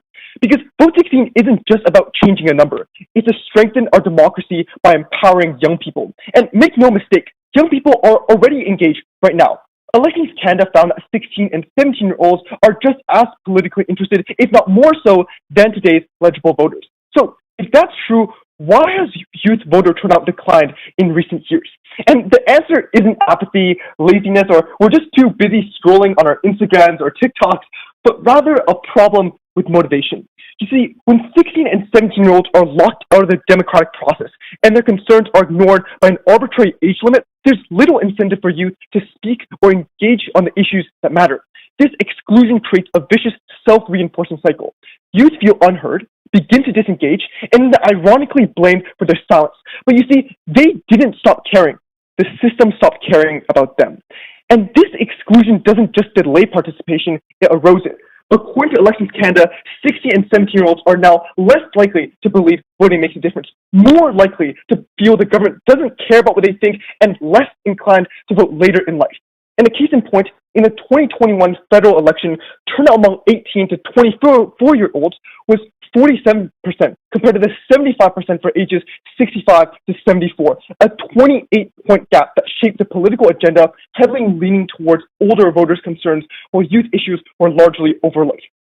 And to be clear, every issue matters, but so does every voice. What we're trying to say here is keeping the voting age at 18 sidelines a generation that's ready, eager, and informed to vote now. Mayors and councillors, British Columbia was the last province in Canada to extend the voting age to 18. Today, Vancouver can be the first to extend it to 16. Let's lead, not follow. Thank you. Okay, thanks, Jerry. We'll now go to speaker 9, Jason Song. All right, cool. Can I be heard? Yes, please go ahead. Good afternoon, mayors and councillors. As Jerry mentioned, my name is Jason Song, the other co-director of Vote 16 BC, and the unanimously agreed better-looking twin. First and foremost, thank you for the opportunity to speak today. While Jerry mentioned the rationale behind our campaign, I'd like to present 4 key arguments why 16 and 17-year-olds deserve the right to vote. First, 16-year-olds are equal to adults in terms of maturity. You don't need to believe us to believe science. Dr. Steinberg, a world-leading expert in adolescence, found that by age 16, maturity and judgment needed to vote are fully developed. But it's not only science, right? Our government already implicitly agrees that 16-year-olds are competent. At 16, if you can drive, marry, pay taxes, be tried as an adult, and even vote in partyship leader races at 14, you can vote. But secondly, intuitively, it makes a whole lot of sense. Wouldn't we all agree that people should have a say in things that affect them? Well, issues like student loans will impact us the most. Climate change will impact us the most. Housing and the evolving job market aren't just some distant issues for youth. There are daily lived realities. So I think it's only fair that those most affected, at the very least, have a voice in the decisions that disproportionately impact our lives. But thirdly, 16-year-olds aren't just ready to vote, they do it well and competently. In countries like Austria and Germany, where the voting age is 16, research shows that youth match adults in the quality of vote, casting their ballots just as thoughtfully and independently. In fact, they often make choices that more closely align with their values and long-term interests. But fourthly, extending the voting age to 16 strengthens democracy by amplifying youth voices and boosting voter turnout. Let's look at our neighbors in Tacoma Park, Maryland. When the voting age became 16, turnout among under 18-year-olds were 4 times higher than any other voting bloc. And this influence creates 2 powerful domino effects. First, the trickle up. When young people vote, they talk about it with their parents, with their grandparents, with teachers around the dinner table, in the car rides home. Those conversations boost turnout across entire generations. But second, the trickle-down effect. When youth are enfranchised, they engage with their peers, inspiring even the otherwise most disengaged students to actually start paying attention to politics and show up at the ballot box. But lastly, I want to talk about fostering lifelong voters. Our common question is, why would you ever extend the voting age when many 18-year-olds right now don't even vote? The answer lies in the first vote effect. Those who cast a ballot in their first eligible election are dramatically more likely to become lifelong voters. At 16, youth understand local issues and have support networks that make voting conversations easier. But by 18, many are in transition, away from home, not on the voting list of their new riding, and many may not even understand local issues and thus exponentially more likely to not vote in that first election. And then the second, and with it, the habit of voting for life. Council, although youth may only be 30% of our current demographic, they are 100% of our future. Thank you. Okay, thank you. Speaker 10, Solomon Chingti. Tian Yi Kiran.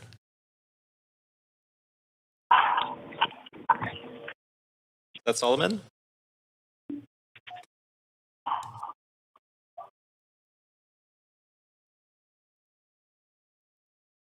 we have speaker 10 there? Yes, Chair, I was told speaker 10 and 11 have switched to in-person. There's obviously somebody on the line. Yeah. Is there someone on the line? Can you hear us? Hello? Hi. Who is this? This is Solomon. I Oh, think I'm okay. speaker 10. Yes, please go ahead. You have 3 minutes. Okay, perfect. Thank you so much. My name is Solomon Ikira and my pronouns are they, them. I currently serve as a student leader at UBC, but my first foray into the world of advocacy and politics was in high school, where I organized a town hall lowering the voting age to 16 with my MP and MLA. Extending the vote to 16 and 17-year-olds feels like a no-brainer. 16 and 17-year-olds are active participants in civic life. They volunteer on committees, youth advisory boards, and take part in community events. Youth under 18 are also active participants in the economy, with 16-year-olds working, paying taxes, and often saving up for big expenses like university, which in turn further boosts BC and Vancouver's economy. In addition to actively contributing to society, young people are some of the most impacted by government decision-making. Unemployment among 15 and 19-year-olds has increased faster than any other working age group, from around 13% in 2022 to over 20% in 2025. Young people are some of the most worried about the climate crisis, with 84% feeling anxious about it because they know that they are the ones whose entire futures will be affected. Also, 16-year-olds are still in the high school system, rely on public libraries and public transit, and have extracurriculars that take place in Vancouver's municipal parks. Whether it's city council, the school board, or the park board, municipal government's decisions have huge impacts on 16 and 17-year-olds. Not only are young people active contributors, they are some of the most impacted by the issues, and the laws passed today will have impacts on young people for life. I think it's clear that young people absolutely deserve the vote. Across the pond in Europe, we've seen a number of countries adopt a 16-year-old voting age, as mentioned by previous speakers. German 16-year-olds can vote in the European Parliament, Welsh 16-year-olds can vote in the Senedd, and Austrian 16-year-olds can vote in all elections. Additionally, we see the same in South America, with 16-year-olds voting in Brazil, Argentina, and Ecuador. And as of the next UK general election, 16-year-olds will join the globally growing population of enfranchised youth. I think it's time for Canada to catch up to the countries in Europe and South America, and I hope to see Vancouver lead the way by extending voting rights to 16 and 17-year-old residents of our city. I want to thank Councillors Fry and Orr for moving and seconding this motion, and I really hope that City Council votes in favor of it. Thank you. Okay, thank you. Speaker number 11, Adam Hawk.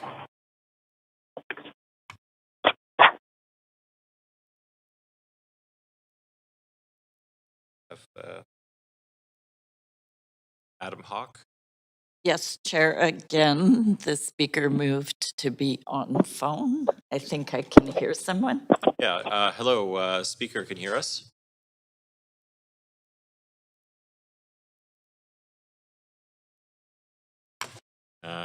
Doesn't seem they can hear us. We can come back to them. Okay. Speaker 12, Andy Lynn.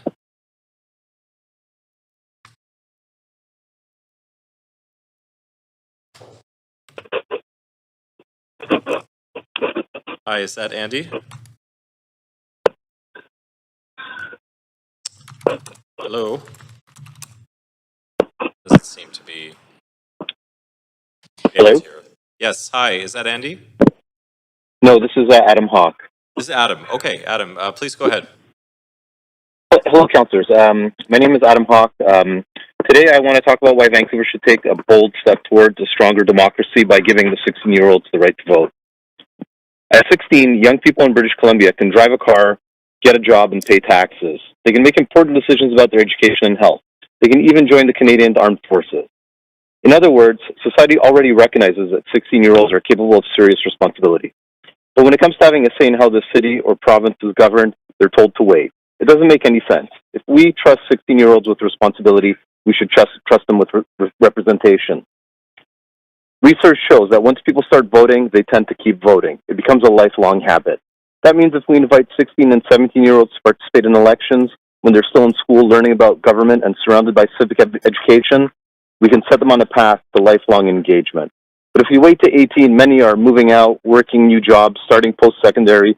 Voting often gets lost in the shuffle. And let's be honest, youth issues are underrepresented. Decisions about climate change, housing affordability, public transit, and education shape the future that young people will actually live in. Yet they have no formal voice in choosing the leaders who make those decisions. Lowering the voting age is not just about fairness. It's about making sure the policies of today reflect the needs of tomorrow. Like we've heard from many other speakers, countries like Austria and Scotland have already proven it works. 16-year-olds there work at rates comparable to or even higher than older first-time voters. When we give young people trust and responsibility, they rise to the occasion. Lowering the voting age in Vancouver would send a powerful message that young people matter and that their perspectives count and that democracy is stronger when everybody has a seat at the table. Let's not wait for youth to grow older before we listen. Let's empower them to shape their city. Let's support Councillor Fry's motion. Thank you very much.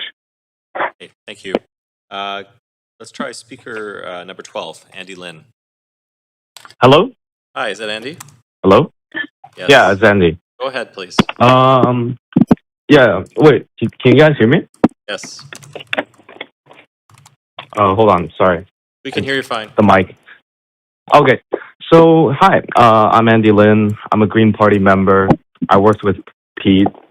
But, so the main thing about this motion is like, it benefits the youth significantly because if you think about it, nowadays the youth are very disillusioned with politics as a whole, and they don't really participate.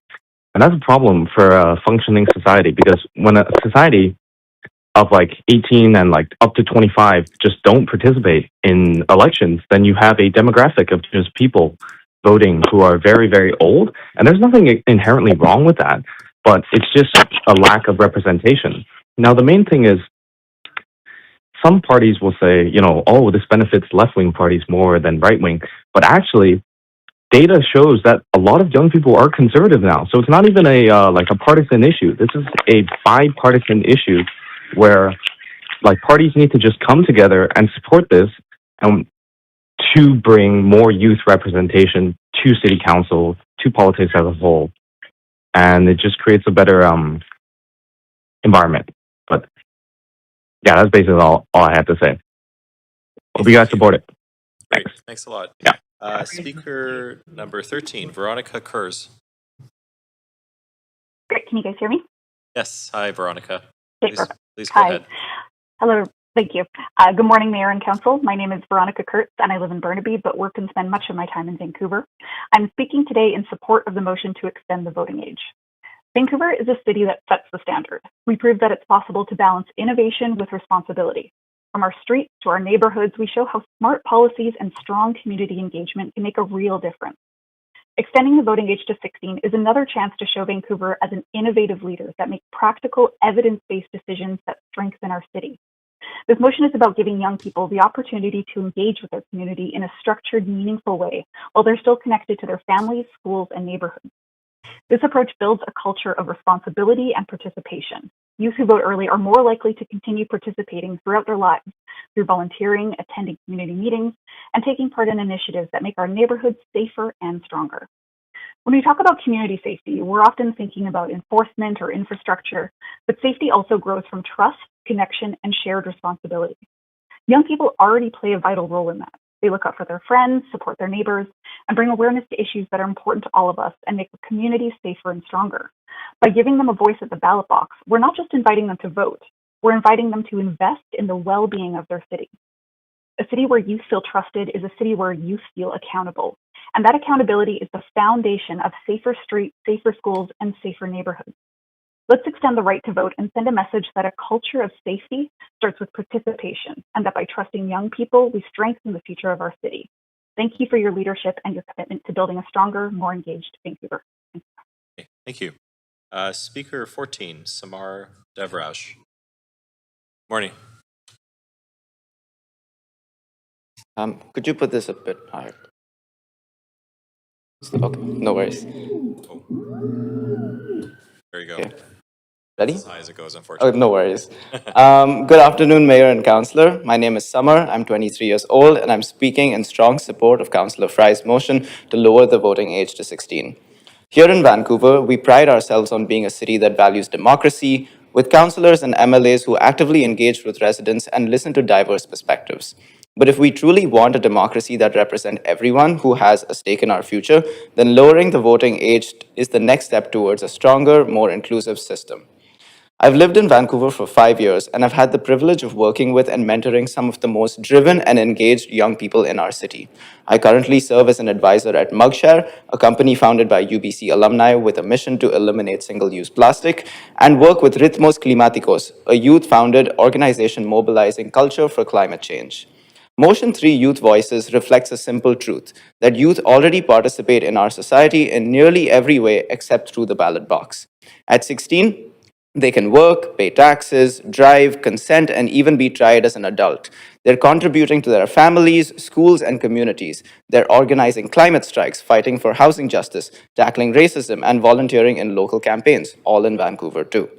These young people are already doing the work of democracy, just without the ability to vote, to shape policies that affect their future. I understand that there's some skepticism that 16 or 17-year-olds might not have enough maturity, but couldn't we make that argument about some adults as well? And the research actually shows the opposite. Voting early helps establish lifelong civic engagement. If we're worried about low voter turnout, and we should be considering only 34% of voters participated in the last election, then we need to bring people into the process earlier, when habits can be built easier and curiosity is at its peak. I'd like to close with a story that shows what's possible when youth are empowered. At Mugshare, we received an email from 2 grade 8 students from Island Pacific School on Bowen Island, Harper Shell, and Juha Park.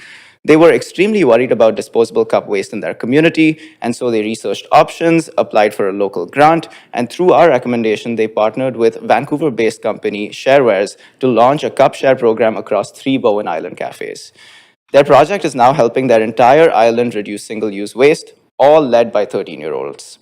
If youth over here can identify a problem, design a solution, and mobilize a community to address the waste crisis on Bowen Island, then surely they deserve a say in the democratic process that shapes the world they're trying to improve. Thank you for your time. Okay, thank you. Speaker 15, Grace Nombrado. Hi, my name is Grace Nombrado, and I'm speaking in support of lowering the voting age to 16. This change has been needed for a long time. Currently, I'm a 45-year-old local resident, a nonprofit founder, and a parent. But back in the 90s, I was 16 years old and in high school. At the time, I was a member of my high school debate club and competed around the province researching and debating on highly political issues.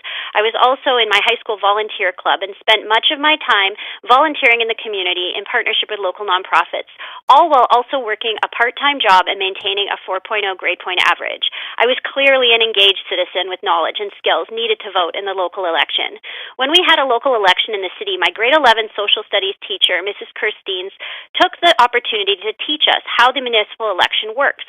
We researched local candidates and did a mock election in class. This was a great opportunity to teach and motivate young people to be involved in local politics.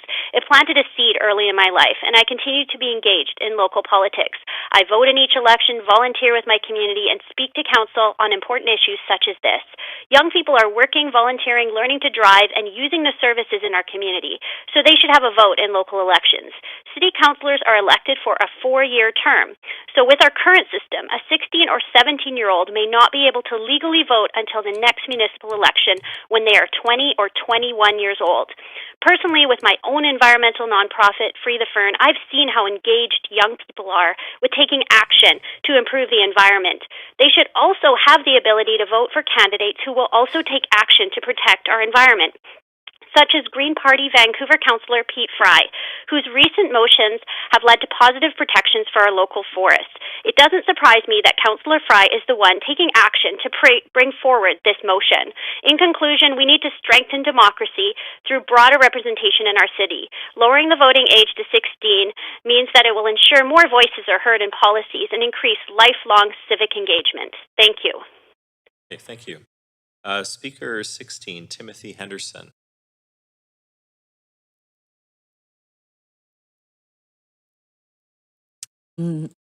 No. Okay, we can come back to them. Speaker 17, Christopher Lee.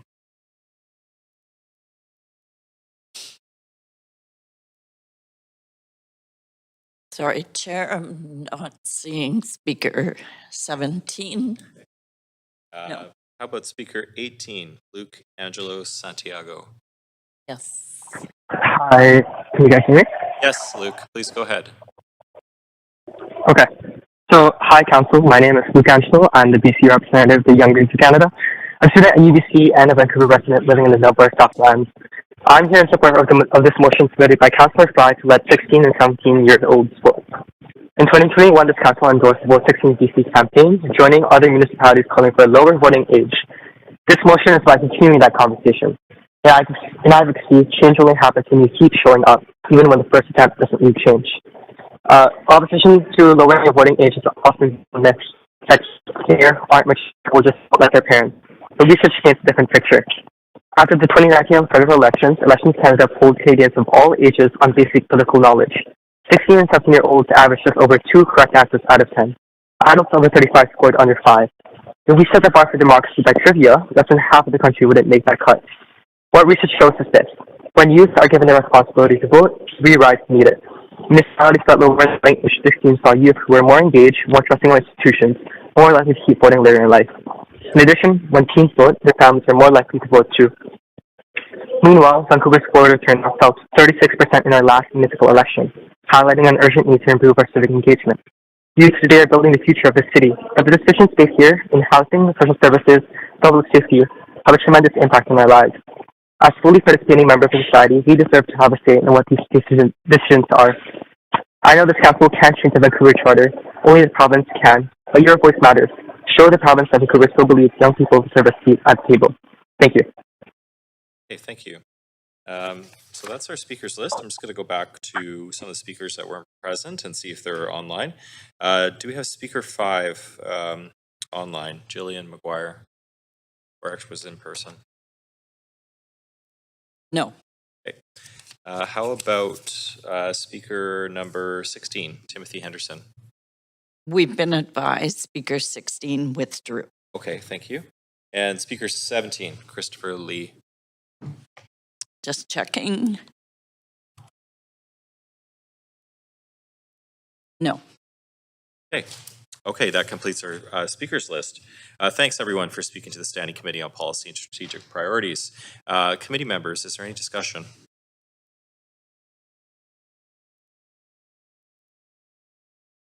Yeah, thank you very much. Thanks to all the speakers. That was a lot of fun. Great to hear a lot of the youth engaged and involved. And thanks to former councillor Adrian Carr for speaking as well. And I like that you brought up some of the logistical concerns around, the collection of names and data. That was really helpful. And thanks to the speaker that spoke about cognitive capacity of young people. I thought that was really helpful too. Where you're getting like socially, of course, there's all these things that young people can do, but I mean, also speaking about their actual brain capacity, I thought was fascinating. And yeah, I just think this is a no-brainer of a motion. We're seeing at our municipal elections, so I think this is a great idea to increase that. I first voted in 1996, dating myself, but I volunteered before that for Joan Smallwood in Surrey, and that it just has that effect of what the motion describes of just keeping you engaged in the system. And I've never missed a single election since 1996. So, and look at me now. So, yeah, I will support this motion. I think it's fantastic, and I think it's great for Vancouver to get to be a leader on this. Thanks. Councillor Maloney. Thanks. Yeah, I'd also like to thank Councillor Fry for moving this motion and all the speakers who came along today and spoke so well. Also, I'd like to acknowledge the work of Councillor, now Minister Boyle, for her work moving this movement forward in 2021 and making it part of my party's 2022 platform. So to quote one of today's speakers, no one has more of a stake in our city's future than youth. So lowering the voting age to 16 will strengthen our democratic engagement. Early, as we heard, decisions made by council, park board and school board significantly affect the lives of children and young people. And 16 and 17-year-olds have to make crucially important decisions about their future careers. And especially in council at the moment, you know, we're seeing that decisions about how we allocate our budget and how we collect revenue, who benefits and at whose expense, crucially affect children and young people. By directing staff to work on youth engagement and the mechanics of under 18 voter registration, this motion shows practical planning rather than just symbolic change. Encouraging youth participation can help address disengagement in civic life and create a more inclusive democratic process. So I will absolutely be voting in support of this motion. Okay, thank you. Councillor Fry. Yeah, thanks, Chair. And thank you to all the speakers who came out, and great to see former Councillor Carr and Paul George. In fact, Councillor Carr, former Councillor Carr and Councillor Kirby-Yung and I were on council when we unanimously approved the Vote 16 province-wide initiative.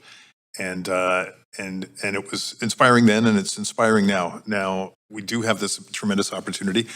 And I do want to mention that there are many examples, not just internationally, but even south of the border, where in the United States, a great number of local governments in America do extend franchise to 16 and 17-year-olds, many in school board, but also in local government, not yet in state government, but in local. And this is where a lot of this opportunity is happening.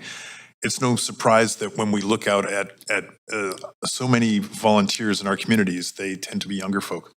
In fact, many of our respective electoral organizations around this table rely heavily on young people as foot soldiers and volunteers going out there and knocking on doors. And I think it's a testament to the engagement and thoughtfulness of young people who do indeed have a lot at stake in the decisions. We're getting a lot of emails right now about cuts to the park board potentially and what that could look like.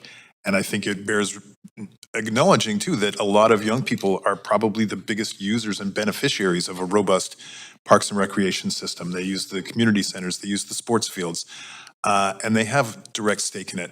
And of course they have a direct stake in the future. I want to just kind of touch on one piece that might have come up in some people's minds around this table, that the extent of Green Party participants who've spoken today. I just want to reflect that I think the reason you're seeing Greens showing up for this is that participatory democracy is one of our core values at the Green Party. These are the global green values. I think Paul George and Samar both touched on the fact that, in fact, many young people are leaning more conservative nowadays. So this isn't a partisan issue at all. It happens to be, it wasn't you, Samar, but in any event, somebody had brought that up as well as Paul George. And I just want to reflect that, in fact, this is not a self-serving partisan interest that we're advancing this. It's part of our values as Greens, and that's why you're seeing a lot of Greens speak to it. And it shouldn't be a partisan issue because, frankly, these are rights holders in our society that should have the ability to vote on what matters to them.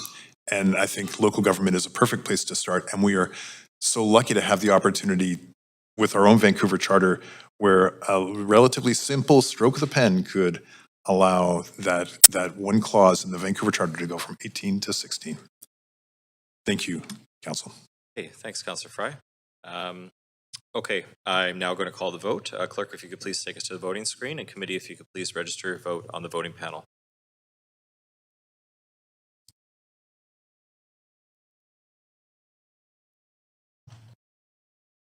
Okay, that does not pass. With myself in opposition, Councillor Kirby-Yung in opposition, Councillor Montague in opposition, Councillor Klassen in opposition, and Councillor Joe in opposition. Okay. I would ask people in the chamber to please respect the meeting.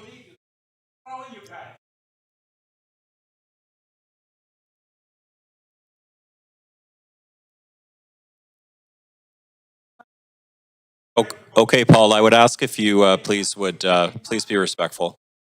Thank you.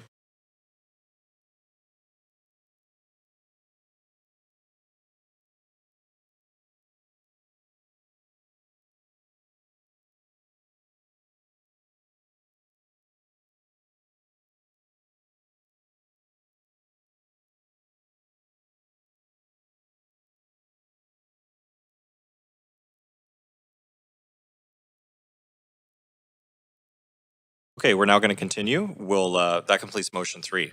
We'll now move to motion 4, no more developer handouts, requiring the full replacement of waived SRA conversion fees. And it's to be moved and introduced by Councillor Orr. Before we begin this agenda item, if anyone believes they have a conflict of interest, now is the time to declare it. Does anyone have a conflict to disclose? Okay, seeing no conflicts, Councillor Orr, you have 2 minutes to introduce your motion.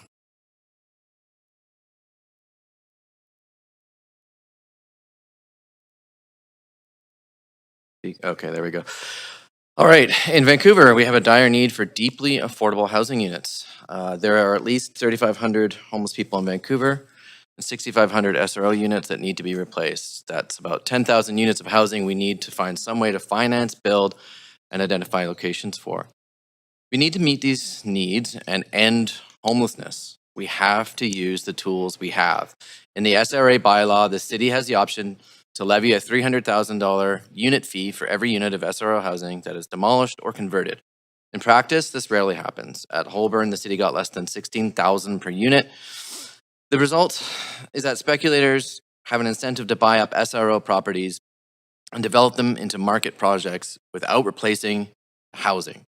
Knowing that the city doesn't take these fees seriously increases speculation and raises land prices, which makes it more expensive for nonprofits and governments to build. This motion is a compromise. This $300,000 fee is not generally enough to build a replacement unit, but if we collected it every time, we would have more affordable housing. The motion makes it so creating homelessness is not a viable business strategy in Vancouver. It makes it so that we don't lose SROs without replacement or compensation. If the city wants to waive these fees to help development, the city should identify where the replacement funds will come from. The city can choose to fund it themselves, but we need that housing, so let's use the tools we have. Thank you. Okay, thank you. Do you have a seconder? Okay, Councillor Fry. So we're now going to hear from registered speakers for the motion. Public speakers should state whether they're in support or opposition to the recommendations and may only speak once. I will also ask speakers if they're residents of Vancouver if it's not noted on the speakers list. So our first public speaker is Devin O'Leary. Yo, so hi, my name is Devin O'Leary. I no longer live in Vancouver, but I still work in the downtown east side, and I lived in that neighborhood for the last 3 years. I support this motion because, like Sean said, there are almost 3,500 people in Vancouver with no fixed address, and many more who aren't included in that number, like seniors on basic pension, temporary residents, and others who aren't on social assistance. Research by Steve Pomeroy shows that we've been losing 8 times more affordable housing than has been built for decades now. And a responsible, well-managed local government needs to be consistent and transparent on their accountability to residents who are being priced out, especially those who are getting priced out onto the streets. This motion is really important because you have to maintain a precedent of commitment to keeping a stock of housing that's affordable to the city's most vulnerable residents, in addition to replacing the thousands of units that have already been lost. If property owners like the owner of the Clifton and the Dunsmuir Hotel believe that they can neglect a building to the point of hazardous conditions and eventual emergency evacuation of the tenants and get off the hook for tenant relocation and SRA replacement through this bylaw, it's going to encourage more risky behavior and poaching of vulnerable buildings by those who seek to maximize profit and not contribute to the public good. That's the responsibility of nonprofits and the government. 20 tenants were just evacuated from the Summer Hotel, which was extremely neglected. Hopefully they get rehoused, but those 20 units that they end up filling are taken off the market for people who are unhoused now. Will the city council hold the owner of the Summer Hotel or the developer they sell to accountable for the neglect of that building and the loss of the affordable units? If this bylaw can't answer that question for the public, how can we trust that council is committed to resident safety? I hear so many horror stories from people who were evacuated from the Balmoral, the Regent, the Winters, now the Summer, and many, many more buildings that are just being neglected. Please, you have limited tools for protecting this basic stock, and this is a really major one. Be honest and consistent in your commitment to low-income renters. Really, please pass this. We need to trust you. Thank you. Okay, thank you. Speaker number 2, Tanya Webking. Hi, that was close. It's Tanya. Yes, I am a resident of Vancouver, and I am in support of this motion. I have first started working as an outreach worker in the downtown east side in 2006. I currently am a worker in the downtown east side in healthcare, and I've witnessed not just a loss of housing, but like Devin just mentioned, the quality, particularly in the privately owned SROs. We're in a terrible situation with this homelessness crisis. I think everyone on City Council is aware that seniors are the fastest growing homeless population. Homelessness has increased 12% in the last 2 years alone. 12%. At the same time, the city has stopped building supportive housing. The city stopped renewing any leases or asking for lease extensions for modular housing. So we've lost 46 units in Little Mountain. Larwell Place had 98 units. Aneki had 39 units. And if I could remind City Council that one of my clients died before they found her housing when she was evicted from the Aneki due to the lack of renewing of those leases. These conversion fees are incredibly important. This is currently our only alternative funding. We have a net loss housing for the last 10 years that is almost unbelievable. And without zero means zero, if we're passing a budget where we're not looking at getting any income from the home ownership class, we have a crisis that's going to continue to explode. We're going to continue to have interactions on the street with people that are unhoused, with people that are no longer feeling safe in their homes. And waiving these fees benefits developers at the cost of some of the most vulnerable residents in our city. I cannot stress enough how important it is to keep these owners accountable. Yes, we need a lot of tri-level government projects, but to get us through probably the worst time in our housing, we cannot divest from these areas of revenue. We have to maintain them. Again, please support this motion. I think it's an incredibly important one, and one, if it doesn't pass, we are going to see the results definitely in the next 12 months. And just as a reminder, these are also voters in the city. Masicho, Haichka, Hai Hai. Thanks for your time. Okay, we'll now go to Speaker 3, Laura Stannard. Hello. Hi, is that Laura?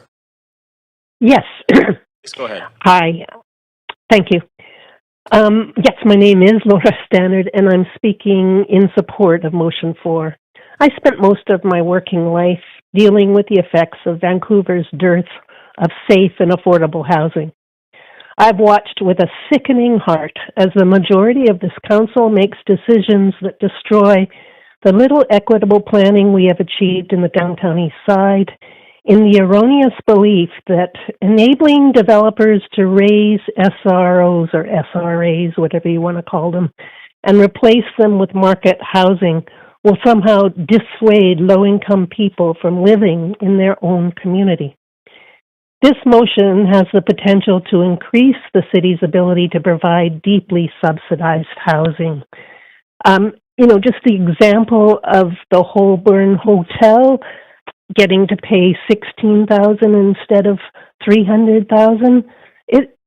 It's appalling. Allowing developers to convert SRA housing into market units without ensuring the non-market, deeply subsidized housing they destroyed is replaced on a one-for-one basis has only increased homelessness in the downtown east side and elsewhere. It's often claimed that repeating the same actions over and over and expecting a different result is a definition of insanity. It isn't, and Einstein never said that. But it is a pretty good description of what a neurosis is. Giving developers free rein in Vancouver has produced a completely unaffordable city. Don't repeat past mistakes. Support this motion. Thank you. Thanks for calling. Okay, that is the end of our speakers list. Thank you for speaking to our committee. Committee members, is there any discussion? Councillor Maloney. Yeah, I actually have a couple of questions for staff through the chair, if that's Yes, possible. of course. What mechanisms are in place to ensure that these fees, when charged, are allocated into building replacement units at the same rent, please?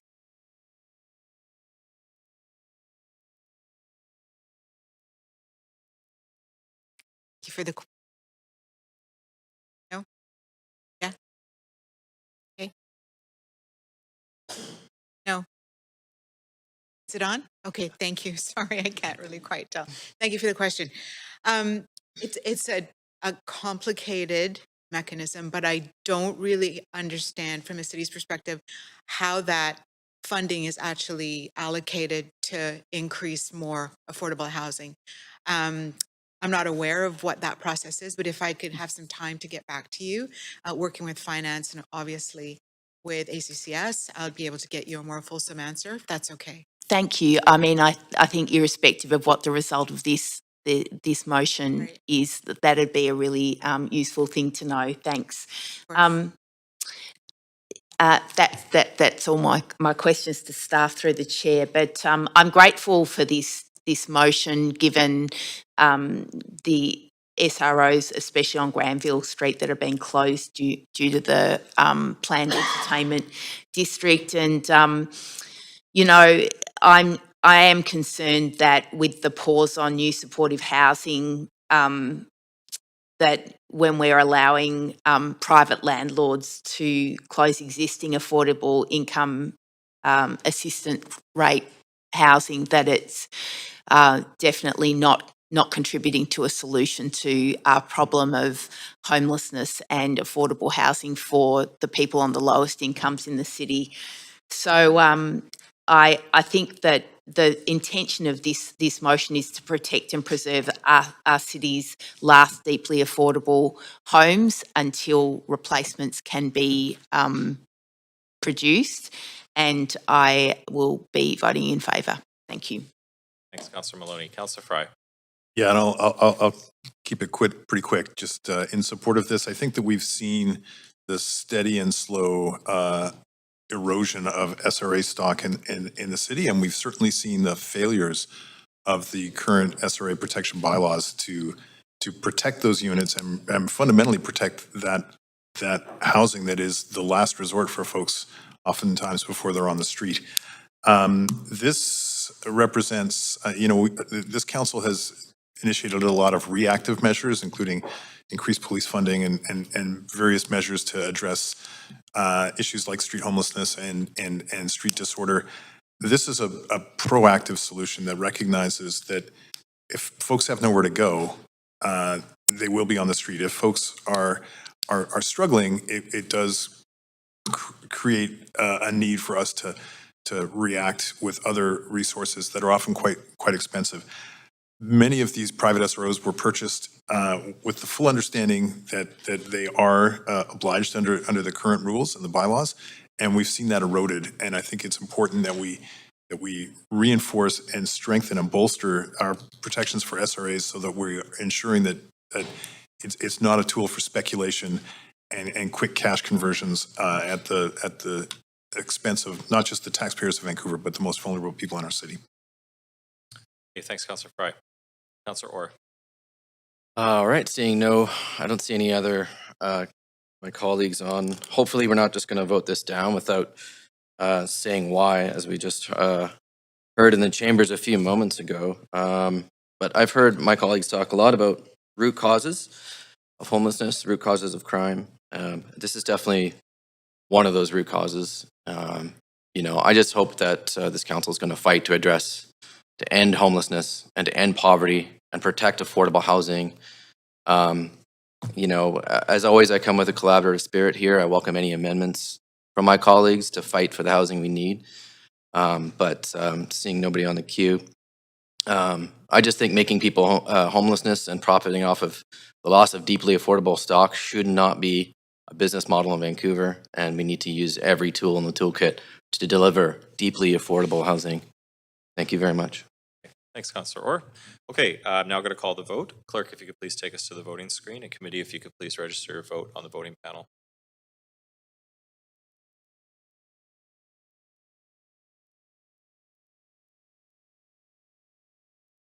Okay, that does not pass. With myself in opposition, Councillor Kirby-Yung in opposition, Councillor Montague in opposition, Councillor Klassen in opposition, and Councillor Joe in opposition. Okay, that completes motion 4. The standing committee portion of this meeting is now complete. We'll now convene in council with Acting Mayor Montague as chair to deal with recommendations and actions from today's standing committee meeting. Over to you, Acting Mayor. Great, thanks. We'll now convene in council to deal with the recommendations and actions from today's Standing Committee on Policy and Strategic Priorities meeting. Clerk, may we have a roll call, please? Yes, Mayor Sim has a leave of absence for personal reasons all day. Councillor Kirby-Yung is absent. Councillor Dominato, leave of absence, civic business all day. Councillor Bly, leave of absence, civic business all day. Councillor Fry. Councillor Klassen. Councillor Montague is in the chair. Councillor Joe. Councillor Orr. Councillor Maloney. The meeting has quorum, Chair. Thanks, Tina. We need a motion to adopt the committee's recommendations and reports 1 to 7 and council member motions 1 to 4. Moved by Councillor Meisner, seconded by Councillor Joe. All those in favor? Opposed? Motion carries unanimously. Urgent business. Council, are there any items of urgent business? Seeing nobody on the queue, would like someone make a motion to adjourn the meeting? Moved by Councillor Klassen, seconded by Councillor Meisner. All those in favor? Opposed? Carries unanimously. This meeting's adjourned.